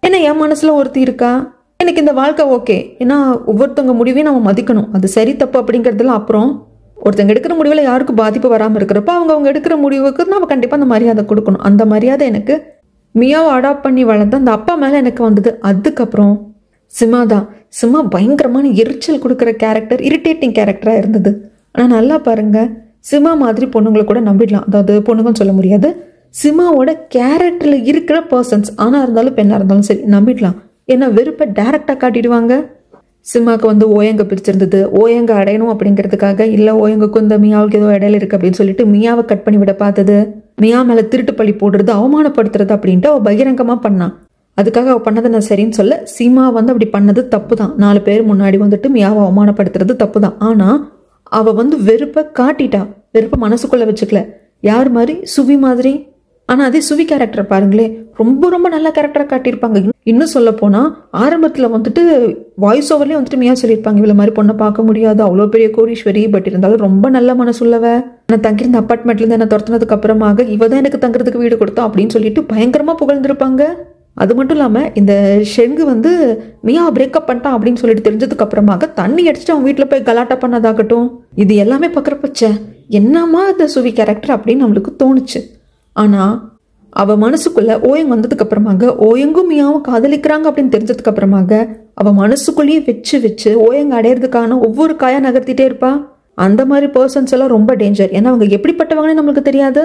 ஏன்னா அவளுக்கு நல்லா தெரியுது ஓயங் காதலிக்கிறது மியாவை, மியா காதலிக்கிறது ஓயங்க அப்படின்னே தெரிஞ்சிருந்தாலும் பகிரங்கமா எனக்கு ஓயங்கு வேணும்னு வில்லியா மாறாம எப்படியாவது ஓயங்கு மியாவையும் பிரிச்சிட முடியாதா? அப்படி பிரிக்கிறது கூட நேச்சராகவே இருக்கணும். ஓயங்குக்கே நம்ம மேலே காதல் வந்து மியாவை வேண்டான்னு சொல்கிற மாதிரி இருக்கணும். ஆப்வியஸாக தெரிஞ்சிடக்கூடாது, நான் ஓயங்குக்காக அலையிறேன், ஓயங்க நான் அடையிறதுக்காக மியாவை வந்து நான் பிரிக்க பார்க்குறேன் அப்படிங்கிறது தெரிஞ்சிடக்கூடாது. அப்படிங்கிறதுலையும் வந்து சுவி கான்ஷியஸாக இருப்பா. கடைசியில் ஓயங்கோட அப்பாவே வந்து, இல்லை ஓயங்கோ மியாவும் கல்யாணம் பண்ணிக்க முடியாது, அது வேற மாதிரியான பிரச்சனை, உங்கள் பொண்ணு கொடுக்குறீங்களா அப்படின்னு கேட்டதும், அடடே இந்த பஸ்ல இந்த சீட் காலி ஆயிடுச்சு, நான் ஏறி உட்காந்துக்கிறேன் அப்படின்னு சொல்லிட்டு அதுக்கான காரணம் தெளிவா தெரிஞ்சுக்காம, என்ன பிரச்சனைன்னு தெளிவா தெரிஞ்சுக்காம உடனே ஓகே சொல்லிடுவா. ஓயங்க கூட வந்து கல்யாணத்துக்கும் ஓகேன்னு சொல்லிடுவா. அதுக்கப்புறமாக தான் தெரிஞ்சுக்கணும் என்ன காரணம், ஓயங்கும் மியாவும் பிரிஞ்சதுக்கான காரணம் என்ன அப்படிங்கிறதே யோசிப்பா. அப்போ சுவி அப்படிங்கிற கேரக்டர் எந்த அளவுக்கு மோசமான கேரக்டர் மனசளவுல, அவ மனசுக்குள்ளேயே அந்த வன்மத்தை வச்சிருக்கா அப்படின்னு அந்த கேரக்டரை வச்சு ரொம்ப அழகா காட்டியிருப்பாங்க. சிமாலா அப்படிதான் பேசுவா, ஆமா அப்படிதான் பண்ணுவேன், நீ ஓயங் பண்ணி தானே சுத்திட்டு இருக்க அப்படின்ட்டு டைரக்டாவே வந்துட்டு இவகிட்ட கேட்பா, சுவி கிட்ட. நீ தேவையில்லாம ஓயங்குக்கும் மியா கடையில வந்துட்டு இருக்க, அது பார்த்தாலே தெரியுது, டைரக்டாவே பேசுவாளே தவிர்த்து மறைச்சு கிரைச்செல்லாம் பேச மாட்டா. ஸோ கேரக்டர் வைஸ் பார்த்தா இவ பண்றதும் தப்பு தான், யாரு சிமாவை பண்றதும் தப்பு தான். ஆனா அவ பகிரங்கமா பண்றா, இவ மனசுக்குள்ள இதுதான் வச்சிருக்கான்னு தெரிஞ்சிருந்தா. ஆனா சுவிங்கிற கேரக்டர் மனசுக்குள்ள என்ன வச்சிருக்கான்னு கூட தெரியாது. அந்த மாதிரி கேரக்டர் கூட பழகுறதெல்லாம் வந்து ரொம்ப டேஞ்சர். டேஞ்சர் என்ன, இந்த மாதிரி பர்சன்ஸ் எல்லாம் நம்ம கூட இருக்காங்களா அப்படின்னு கண்டுபிடிக்கிறதே ஃபர்ஸ்ட் பெரிய டாஸ்க். அது இந்த டிராமாவோட எண்டிங்ல கூட அழகா காட்டியிருப்பாங்க. என்னதான் வந்து மறுபடியும் ஃப்ரெண்ட்ஸ் ஆகணும் அப்படின்னு சொல்லிட்டு ஓயங்க வந்து சுவியையும் மியாவையும் பேச வச்சாலும் அந்த போன நட்பு தான், அது எகைன் வந்து ஒட்ட வைக்க முடியாது. அதனால கடைசி கிளைமேக்ஸ்ல இவர் எகைன் கல்யாணத்துக்காக மியாக்கு ப்ரப்போஸ் பண்றப்ப கூட அந்த இடத்துல சுவி இருக்க மாட்டாங்க. அந்த கதைப்படி காட்டணும்னு இருந்தா இவங்க வந்து மேரேஜுக்காக ப்ரப்போஸ் பண்ண போறாங்க அப்படிங்கிறதுக்காக கூட சுவி பிரான்ஸ்ல இருந்து வர்ற மாதிரி கூட காட்டி இருந்திருக்கலாம், அல்லது வீடியோ கால் பண்ற மாதிரி கூட காட்டி இருந்திருக்கலாம். ஆனா ஒரு நட்பு அப்படிங்கிறது இந்த மாதிரி விரிசல் விட்டதுக்கு அப்புறமாக எகைன் அது ஒட்டாது. அப்படியே ஒட்டுனாலும் அது நல்லா இருக்காது. மேபி மூஞ்சே பார்க்கணுமே அப்படிங்கிறதுக்காக ஒரு ஹாய் ஹலோ சொல்லிக்கிறதுக்காக வேணா அந்த நட்பு இருக்கலாமே தவிர்த்து பழைய மாதிரி அதே அந்யோன்யத்தோட அந்த நட்பு இருக்காது அப்படிங்கிறது கரெக்டாக காட்டியிருப்பாங்க. At the same time Sima வந்துட்டு அவங்க அண்ணனான லீக்காக போராடுறப்போ, ஏன்னு இப்போ வந்து சொல்ற, இப்போ வந்து மியா உனக்கு சிஸ்டர் இல்லை அப்படிங்கிறதுக்காக மியாவை கல்யாணம் பண்ணிக்கிறேன்னு சொல்ற, எங்கள் அண்ணன் மனசை பற்றி நீ கொஞ்சமாவது யோசிச்சா அப்படிங்கிற சீன்ல எல்லாம் எனக்கு எப்படி தெரியுங்களா ஆயிடுச்சு, டே நீ மியாவை கல்யாணம் பண்ண என்ன பண்ணலான்னா என்ன, ஓ நீ அந்த பக்கம் போ, பாவம் ஏன் வந்துட்டு லீயையும் அவங்க தங்கச்சி சிமாவே கஷ்டப்படுத்துற அப்படிங்கிற மாதிரி தான் அந்த சீன் வந்து மைண்டுக்கு வந்தது. ஈவன் அவங்க 2 பேர் அலறப்போ கூட நம்மளுக்கு கஷ்டமா இருக்கும். கடைசியில் டிஎன்ஏ ரிப்போர்ட்ல காமிச்சிட்டு நானும் நீயும் வந்துட்டு பிரதர் அண்ட் சிஸ்டர் கிடையாது, நம்ம 2 பேருக்கும் அம்மா அப்பா வேற தான் அப்படின்னு சொல்லிட்டு எகேன் வந்து ஓயங்கும் மியாவும் சேருவாங்க இல்லையா. அப்பெல்லாம் எனக்கு சத்தியமா ஒண்ணுமே தோணல. என்ன இப்போ சேர்ந்துட்டீங்களா அவ்வளோதானா, படம் டிராமா முடிய போகுதா அப்படிங்கிற மைண்டு தான் வந்துடுச்சு. ஆரம்பத்தில் இவங்க சேரணும் வாழணும் நல்லா இருக்கே அப்படின்னு போயிட்டு இருந்தது. கடைசியில் லீ அப்படிங்கிற ஒருத்தரோட அந்த மனசு நோகடிக்கிறாங்க அப்படின்னதுமே சே நீங்க சேர்ந்தா என்ன சேராட்டி என்ன அப்படிங்கிற மாதிரி போயிடுச்சு. அதுதான் அழகா அந்த டைரக்டர் எழுதி கொண்டு வந்திருந்தாரு. எனக்கு இந்த டிராமா பார்த்து முடிச்சதுக்கு அப்புறம் அதுதான் தோணுச்சு. ஏன்னா ஆரம்பத்துல இருந்து ஓயங்கும் மியாவும் தான் சேரணும், அவங்க தான் லவ் பண்றாங்க அப்படின்னு நினைச்சிட்டு இருந்த நாம ஒரு இடத்துல லீ வந்து ஒரு நல்ல பியூரான சோல், எந்த தப்பும் பண்ணாத மனுஷன், அவர் மனசு கஷ்டப்படுது அப்படிங்கிறப்போ நீங்க சேர்ந்தா என்ன சேராட்டி என்ன, ஏன்டா அந்த பையனை போட்டு அழுக வைக்கிறீங்க அப்படிங்கிற மாதிரி நம்மளுக்கு மைண்ட் வந்துருச்சு. ஆனா அதே சுவி அழுதப்ப நம்மளுக்கு அது தோணல, ஏன்னா அவ அவ்வளோ வன்மமா இருந்தா. அதனால சுவி நான் வந்து உன்னை கல்யாணம் பண்ணிக்க முடியாது, ஏன்னா மியா வந்து என்னோட ஹாஃப் சிஸ்டர் இல்லை அப்படின்னு சொல்லிட்டு வந்து சுவி கிட்ட ஓயங்க சொல்றப்போ அவ கதறி கதறி அழுதாலும் அழுதுட்டு போ அப்படிங்கிற மாதிரி தான் நம்மளுக்கு இருந்தது. நான் பார்க்குற சைனீஸ் ட்ராமாவில் வந்துட்டாங்க, நிறைய சைனீஸ் ட்ராமாஸ் பார்த்துருக்கேன். அதில் 2 சைனீஸ் ட்ராமாஸ் வந்து என்ன ஒரு இடத்துல பயங்கரமாக டிஸ்டர்ப் பண்ணுது. டியர்ஸ் இன் ஹெவன் அப்படின்னு சொல்லிட்டு நம்ம சேனல்லையே நான் அந்த ட்ராமாவை எக்ஸ்பிளைன் பண்ணியிருப்பேன். அதில் டாக்டர் சா அப்படின்னு சொல்லிட்டு ஒரு கேரக்டர் இருக்கும். அதே மாதிரி தான் இப்போ நம்ம இந்த ட்ராமாவில் எப்படி லீயோட கேரக்டர், அதே மாதிரி தான் டாக்டர் சாவோட கேரக்டர் இருக்கும். ரொம்ப தன்மையாக இருப்பாங்க, ரொம்ப ரொம்ப நல்ல பர்சனாக இருப்பாங்க. எனக்கு அந்த டாக்டர் சாங்கிற கேரக்டர் ரொம்ப ரொம்ப பிடிக்கும். எப்படி அந்த கேரக்டர் ப்ரொஜெக்ட் பண்ணியிருப்பாங்கன்னா, ச்சே இப்படி ஒரு பர்ஃபெக்ட் நம்மளுக்கு இருந்திருக்க கூடாது, இப்படி ஒருத்தரை நம்ம கல்யாணம் பண்ணியிருக்க கூடாதுங்கிற அளவுக்கு அந்த கேரக்டரை காட்டிட்டு கடைசியில் அந்த கேரக்டரை கொண்டுடுவாங்க அந்த ட்ராமாவில். ஆனால் அதுக்கப்புறமும் கதை போகும். அந்த டாக்டர் சாவோட ஃப்ரெண்டையே வந்துட்டு அந்த ஹீரோயின் பொண்ணு கல்யாணம் பண்ணிப்பா. ஆனால் நம்ம மனசு எங்கே தெரியுமா ஸ்டக் ஆகிடும், டாக்டர் சா கிட்டேயே ஸ்டக் ஆகிடும். அதே மாதிரி இந்த ட்ராமாவில் என்னோட மனசு வந்து மிஸ்டர் லீ கிட்டேயே ஸ்டக் ஆகிடுச்சு. அதை தாண்டி நீங்கள் சேர்ந்தா என்ன சேராட்டி என்ன அப்படிங்கிற மாதிரி இருந்தது. டே மிஸ்டர் லீ பாவண்டா, அவருக்கு ஏதாவது ஒரு நல்ல பேரா பார்த்து கொடுங்க, ரூனா கூட நல்ல பொண்ணு தான், அவருக்கு ரூனாவை பிடிக்கிற மாதிரியாவது காட்டுங்களேன் அப்படிங்கிற மாதிரி தான் இருந்தது. இந்த இப்போ நான் சொன்னேன் இல்லைங்களா, இந்த ட்ராமாவும் டியர்ஸ் இன் ஹெவன் அந்த ட்ராமாவும் 2மே சைனீஸ் ட்ராமா தான். எனக்கு ரொம்ப பிடிச்ச கேரக்டரை சோதிச்சே நம்மளை டார்ச்சர் பண்ணாங்க. அதுக்கப்புறம் ஈரா நல்ல பொண்ணுன்னு கேட்டிங்கன்னா நல்ல பொண்ணு தான். அவள் ஷெங்கு காதலிச்சது தப்பு கிடையாது. அட் த சேம் டைம் ஷெங்கும் மியாவும் ஒரு காலத்தில் காதலிச்சிருக்காங்க அப்படிங்கிறது அவளுக்கு தெரியும். இந்த ஃபோட்டோவெல்லாம் பார்த்து கேட்டிருப்பா. ஆனால் ஷெங்கு என்ன சொல்லியிருப்பான், எக்ஸ் லவர்னு சொல்லியிருப்பான். ஆனால் அந்த பொண்ணு மியா வந்து ஃப்ரான்ஸ்லேருந்து திரும்பி வந்ததுக்கு அப்புறமா கூட இன்னும் ப்ராப்பராக பிரேக்கப் பண்ணல அப்படிங்கிறப்போ கூட ஷெங்கு மேலே ஈராக்கு சந்தேகம் வராது. ஏன் ப்ராப்பராக பிரேக்கப் பண்ணாமல் இருக்கான், அப்படி ப்ராப்பராக பிரேக்கப் பண்ணியிருந்தா அந்த பொண்ணையே இன்னும் நினச்சிட்டு இருக்கான் அப்படிங்கிற சந்தேகமே வராது. ஷெங்கா தான் அவன் நம்பியிருப்பா. இந்த ஷெங்குங்கிற கேரக்டருக்கு எக்ஸாம்பிள் சொல்லணும் அப்படின்னா ஒன்றை விட ஒன்று பெஸ்ட்டாக தான் இருக்கும். அந்த பெஸ்ட்டை தேடி போயிட்டே இருந்தோம்னா லைஃப்பில் அதுக்கு ஒரு எண்டே இருக்காதுன்னு சொல்லுவாங்க இல்லையா, அந்த கேரக்டர் அப்படி தான். 20 வருஷ காதல் நட்பு மியா மேலே இருந்தது. ஆனால் இல்லை ஈரா தான் பெஸ்ட் அப்படின்னதும் மியாவை வந்துட்டு பிரேக்கப் பண்ணிட்டான். அட்லீஸ்ட் ஈரா கிட்டேயோ ஸ்டிக்காக இருந்தான்னா அப்படி கிடையாது. தேவையே இல்லாமல் ஈராவோட அப்பா கூட ஜாயிண்ட் அடித்து பணத்துக்காகவோ எங்கள் தாய்லாண்டில் கிட்னாப் பண்ணி அதனால் பல பிரச்சனை வந்து ஈரா கன்சீவ் ஆகி சரி ஈராவை கல்யாணம் பண்ணிக்கலாம் அப்படிங்கிற ஸ்டேஜில் இல்லை மியா தான் சேர்மேனோட உண்மையான பொண்ணுன்னு தெரிய வர்றப்போ ஐயோ மியா கூடவே இருந்திருக்கலாமான்னு மைண்டு வந்து அவன் கடைசி வரைக்கும் என்ன வாழ்க்கை நம்ம வாழ்கிறோம் அப்படிங்கிறது தெரியாமல் அவன் வாழ்ந்துட்டு போயிட்டான். அதுக்கப்புறம் எனக்கு ரொம்ப ரொம்ப பிடிச்ச ஒரு விஷயங்க, அழகாக அந்த டைரக்டர் சொல்லியிருப்பாரு, கர்மா அப்படிங்கிறது பூமராங் மட்டும் கிடையாது, கர்மா வந்து ஒரு ட்ராமா பண்ணும் அந்த கர்மாவை திருப்பி கொடுக்கறதுக்கு அப்படிங்கிறதுக்கு இந்த கதையில் வந்து சில கேரக்டர்ஸ் ஒரு உதாரணம். சேர்மேன் பண்ணது மிகப்பெரிய தப்பு, தன் நண்பனுக்கு துரோகம் பண்ணது, ஜெயிக்கணுங்கிறதுக்காக அவன் பண்ண தப்பை காட்டி கொடுத்து ஜெயிலுக்கு அனுப்புனது, அவனோட காதலியையும் குழந்தையையும் இவர் கூட வச்சுக்கிட்டது, அவரோட காதலி கூட சேர்ந்து குழந்தை பெற்றுக்கிட்டது. ஆனால் கடைசி வரைக்கும் ஓயங் தன்னோட பையனே தெரிஞ்சுதான் அவர் செத்துருப்பாரே தவிர்த்து ஆனால் ஓயங் வந்துட்டு சேர்மனோட பையனே கிடையாது. அப்போ காலம் அந்த இடத்துல அந்த கர்மா வந்து அவருக்கு எப்படி திருப்பி கொடுத்துருக்கு பாருங்க. இவர் ஒன்றும் நல்லவர் கிடையாது, ஈராவோட அப்பா ஒன்றும் நல்லவர் கிடையாது, தவறுகள் பண்ணியிருக்காரு தான். ஆனால் அந்த தவறை மட்டும் இவர் காட்டி கொடுத்துருந்தா பரவாயில்ல. ஆனால் ஈராவோட அம்மா கூட இவர் பழகி அதன் வகையில் சரி நம்மளுக்கு வேற எங்கேயும் பிடிப்பு கிடையாது, நாம் எவனா காதலிச்சு கல்யாணம் பண்ணாமோ அவனும் ஜெயிலுக்கு போயிட்டான், இவரு கூட தான் வாழணும் அப்படிங்கிறதுக்காக தன்னோட அப்பா அண்ணா கிட்ட பேசி இவருக்கு சேர்மனுக்கு பணம் வாங்கி கொடுத்து இப்போ சேர்மன் எவ்வளவு பெரிய ஒரு கேடு கெட்ட விஷயம் இங்கே பண்ணியிருக்காரு. அதுவும் இல்லாமல் இவர் ஒரு பொண்ணை காதலிச்சிருக்காரு, அந்த பொண்ணு கர்ப்பமாக இருக்காளா எங்கே இருக்கா ஏது இருக்கான்னு கூட கண்டுக்கல. ஏன்னா உடனே கண்டுபிடிக்கணும்னு முயற்சி பண்ணியிருந்தா கண்டிப்பாக கண்டுபிடிச்சிருந்துருக்கலாம். ஆனால் கொஞ்சம் வருஷங்களுக்கு அப்புறம் தான் ஒரு ட்ரையே பண்ணியிருப்பாரு. அதனால தான் மியா ரூனாவோட அம்மா எங்கே இருக்காங்க வர்ஷாவை வந்து கண்டுபிடிக்க முடியல, அதுக்குள்ள தாய்லாந்து போயிருப்பாங்க. இந்த மாதிரிலாம் நிறைய விஷயம் நடந்துட்டு இருந்தது. சேர்மனுக்கான மிகப்பெரிய தண்டனை என்னன்னா அவருக்கு வந்து கேன்சர் நோயெல்லாம் கிடையாது, உண்மையிலேயே அவருக்கு பிறந்த 2 பொண்ணுங்களும் பயங்கர கஷ்டப்பட்டாங்க. அதுவும் கண்ணு முன்னாடியே மியா இருந்தோம் தன் பொண்ணுன்னு தெரிஞ்சுக்காம அந்த கம்பெனி விட்டு துரத்த பார்க்கறது, ஓயங்க கிட்ட நெருங்க விடாம பார்க்கறது அப்படின்னு சொல்லிட்டு இருந்தது. ஏன்னா சேர்மன் உயிருக்கு உயிராக காதலிச்சது வர்ஷாவை தான். அந்த வர்ஷா கூட சேர்ந்து இவருக்கு ட்வின்ஸ் குழந்தைங்க இருந்திருக்குன்னு இவருக்கு தெரியவே வரல. ஃபர்ஸ்ட் கடைசியில் தெரிய வந்தப்போ அந்த 2 பெண் குழந்தைங்க கூட வாழ்றதுக்கும் அவருக்கு கொடுத்து வைக்கல. ஆனால் எந்த நண்பன் மேலே வந்துட்டு அவன் பண்ண குற்றத்தை காட்டி ஜெயிலுக்கு அனுப்பிச்சாங்களோ அவனோட பையனான ஓயங்க தான் இத்தனை வருஷமும் பையன் பையன் என் உசுருன்னு சொல்லி வளர்த்து கடைசியில் இந்த கம்பெனிக்கு அவர் தான் சேர்மன் ஆக்கணும்னு கொண்டு வந்து நிறுத்தியிருக்காரு. சாகிற வரைக்கும் கூட அந்த உண்மையை தெரிஞ்சுக்காமே அவர் செத்துட்டாரு. ஸோ இதுதான் கர்மாவோட அந்த நாடகம் அப்படிங்கிற மாதிரி எனக்கு தோணுச்சு. அது பயங்கரமான தண்டனை கொடுத்த மாதிரி எனக்கு தோணுச்சு. அதே மாதிரி தான் ஈராவோட அப்பா, அவர் 20 வருஷம் ஜெயிலுக்கு போனதுக்கான காரணம் அவர் தான். அவர் பணம் மோசடி பண்ணியிருக்காரு, டேக்ஸில் பிரச்சனை பண்ணியிருக்காரு, அதுக்கான தண்டனை தான் அவருக்கு கிடச்சிச்சு. ரிட்டர்ன் வந்ததுக்கு அப்புறமாக கூட எகெயின் குறுக்கு வேலை பண்ணுறது, தவறான வேலை பண்ணுறது, தாய்லாண்டில் கடத்தலாம் அப்படின்னு சொல்லிட்டு ஷெங்கு கூட சேர்ந்து பிளான் போட்டது, அங்கே ஷெங்கையும் ஓயங்கையும் போட்டு தள்ளலான்னு பிளான் பண்ணுது. கடைசியில் அதுவும் அவருக்கு கில்ட்டாகவே வந்து முடிஞ்சது. ஏன்னா தாய்லாண்டில் தன் சொந்த பையனையும் அவர் கடத்திருக்காரு. அங்கே ஓயங்குக்கு மட்டும் ஏதாவது ஆயிருந்தது அப்படின்னா அவர் பையனையும் அவர் கொன்ன மாதிரி ஆள் வச்சு அதெல்லாம் நினச்சிதான் கடைசியில் முடியாமல் போயிட்டு அவர் நானே சரண்டர் ஆயிடுறேன் அப்படின்னு சொல்லிட்டு போவார். இன்னும் சொல்ல போனால் மியாவோட வளர்ப்பாப்பா அவரையே கூட கொள்ற அளவுக்கெல்லாம் போயிருப்பாரு இல்லையா. ஆனால் இதில் ஒரு சீன் வரும் இல்லைங்களா, போலீஸ் ஸ்டேஷன்ல வந்துட்டு ரூனாவையும் மைக்கையும் கூப்பிட்டு வரப்போ ஒரு ஆக்சிடென்ட் நடக்கும். இந்த ஆக்சிடென்ட்டுக்கு காரணமும் நான் வந்துட்டு ஈராவோட அப்பான்னு தான் நினச்சேன். ஆனால் கடைசியில் அது வந்து வெறும் ஆக்சிடென்ட் தான். அந்த இடத்துலையும் விதியோட விளையாட்டு தான். அந்த ஆக்சிடென்ட் மட்டும் நடக்கல அப்படின்னா சேர்மேனோட பையன் வந்து ஓயங் இல்லை அப்படிங்கிறது தெரிய வந்திருக்கவே வந்திருக்காது. ஒருவேளை மிஸ்டர் ரியவே மியா கல்யாணம் பண்ணியிருந்திருப்பாங்க, ஓயங் வந்து சுவிய கல்யாணம் பண்ணியிருந்திருப்பாங்க. இந்த கதை அப்படி கூட போய் முடிஞ்சிருக்கலாம். ஸோ அந்த ஆக்சிடென்ட் அப்படிங்கிறது தான் கடைசியாக வந்து நம்ம எதிர்பார்க்காத ட்விஸ்ட். அந்த ஆக்சிடென்ட்டால தான் இது எல்லாமே தெரிய வந்தது. ஆனால் அந்த ஆக்சிடென்ட்டுக்கு அப்புறமா எல்லாம் தெரிய வந்துருச்சு. ஆனால் அந்த இடத்துல எனக்கு மியாவும் சரி ஓயங்கும் கொஞ்சம் செல்ஃபிஷாக தெரிஞ்சாங்க. அதுக்கான காரணம் நீங்கள் காதலிச்சிருக்கீங்க, உங்கள் 2 பேருக்கும் மேலே தான் ஒருத்தர் மேலே ஒருத்தர் விருப்பம் இருக்குது, எல்லாம் ஓகே. ஆனால் சுவி வந்து நம்மளுக்கு பிடிக்கல அப்படின்னாலும், சுவிக்கு இந்த தண்டனை கரெக்டு தான் அப்படின்னாலும், சுவியோட இடத்துல இருந்து பாருங்களேன், அவள் ஒன்றும் தட்டி பறிச்சுக்கல. பிரிக்க ட்ரை பண்ணா, ஆனால் அது முடியலன்னதும் விட்டுட்டான். ஆனால் கடைசியில் அவளுக்காக தான் வந்துட்டு நான் வந்து ஓயங்க வந்து நீ கல்யாணம் பண்ணிக்கோமான்னு சொல்லிட்டு ஓயங்கோட அப்பா வந்து கேட்டிருந்திருப்பார். யாரு? சேர்மேன்.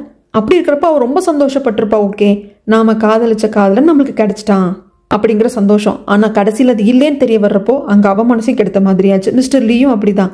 ஓகே, ஓயங்கும் மியாவும் காதலிக்கிறாங்க அப்படின்னு தெரிஞ்சு ப்ரப்போஸ் பண்ணுறதுக்கு அந்த ஏற்பாடெல்லாம் பண்ணி கொடுத்தவரே இவர் தான் ஃபர்ஸ்ட். ஆனால் அதுக்கப்புறமாக அவன் சிஸ்டர்னு தெரிஞ்சதுக்கு அப்புறமாக லீ நீங்களே கல்யாணம் பண்ணிக்கோங்க அப்படின்னதும் ஓகே அப்படின்னு சொல்லிட்டு மியா கிட்ட தன் மனசை சொல்லிட்டு லீ காத்துக்கிட்டு இருப்பார். தன் மனசை மியா அக்செப்ட் பண்ணுறதுக்காகவும் காதல் அக்செப்ட் பண்ணுறதுக்காகவும் காத்துட்டு இருப்பார். அந்த சமயத்தில் வந்து சாரி நான் சொன்னது எல்லாத்தையும் அலிலபர் வச்சு அழிச்சிடுங்க, நானும் மியாவும் வந்து சிஸ்டர் பிரதர் கிடையாது, எனக்கு மியா தான் வேணும்ட்டு வந்து ஓயங்க நிற்பான்.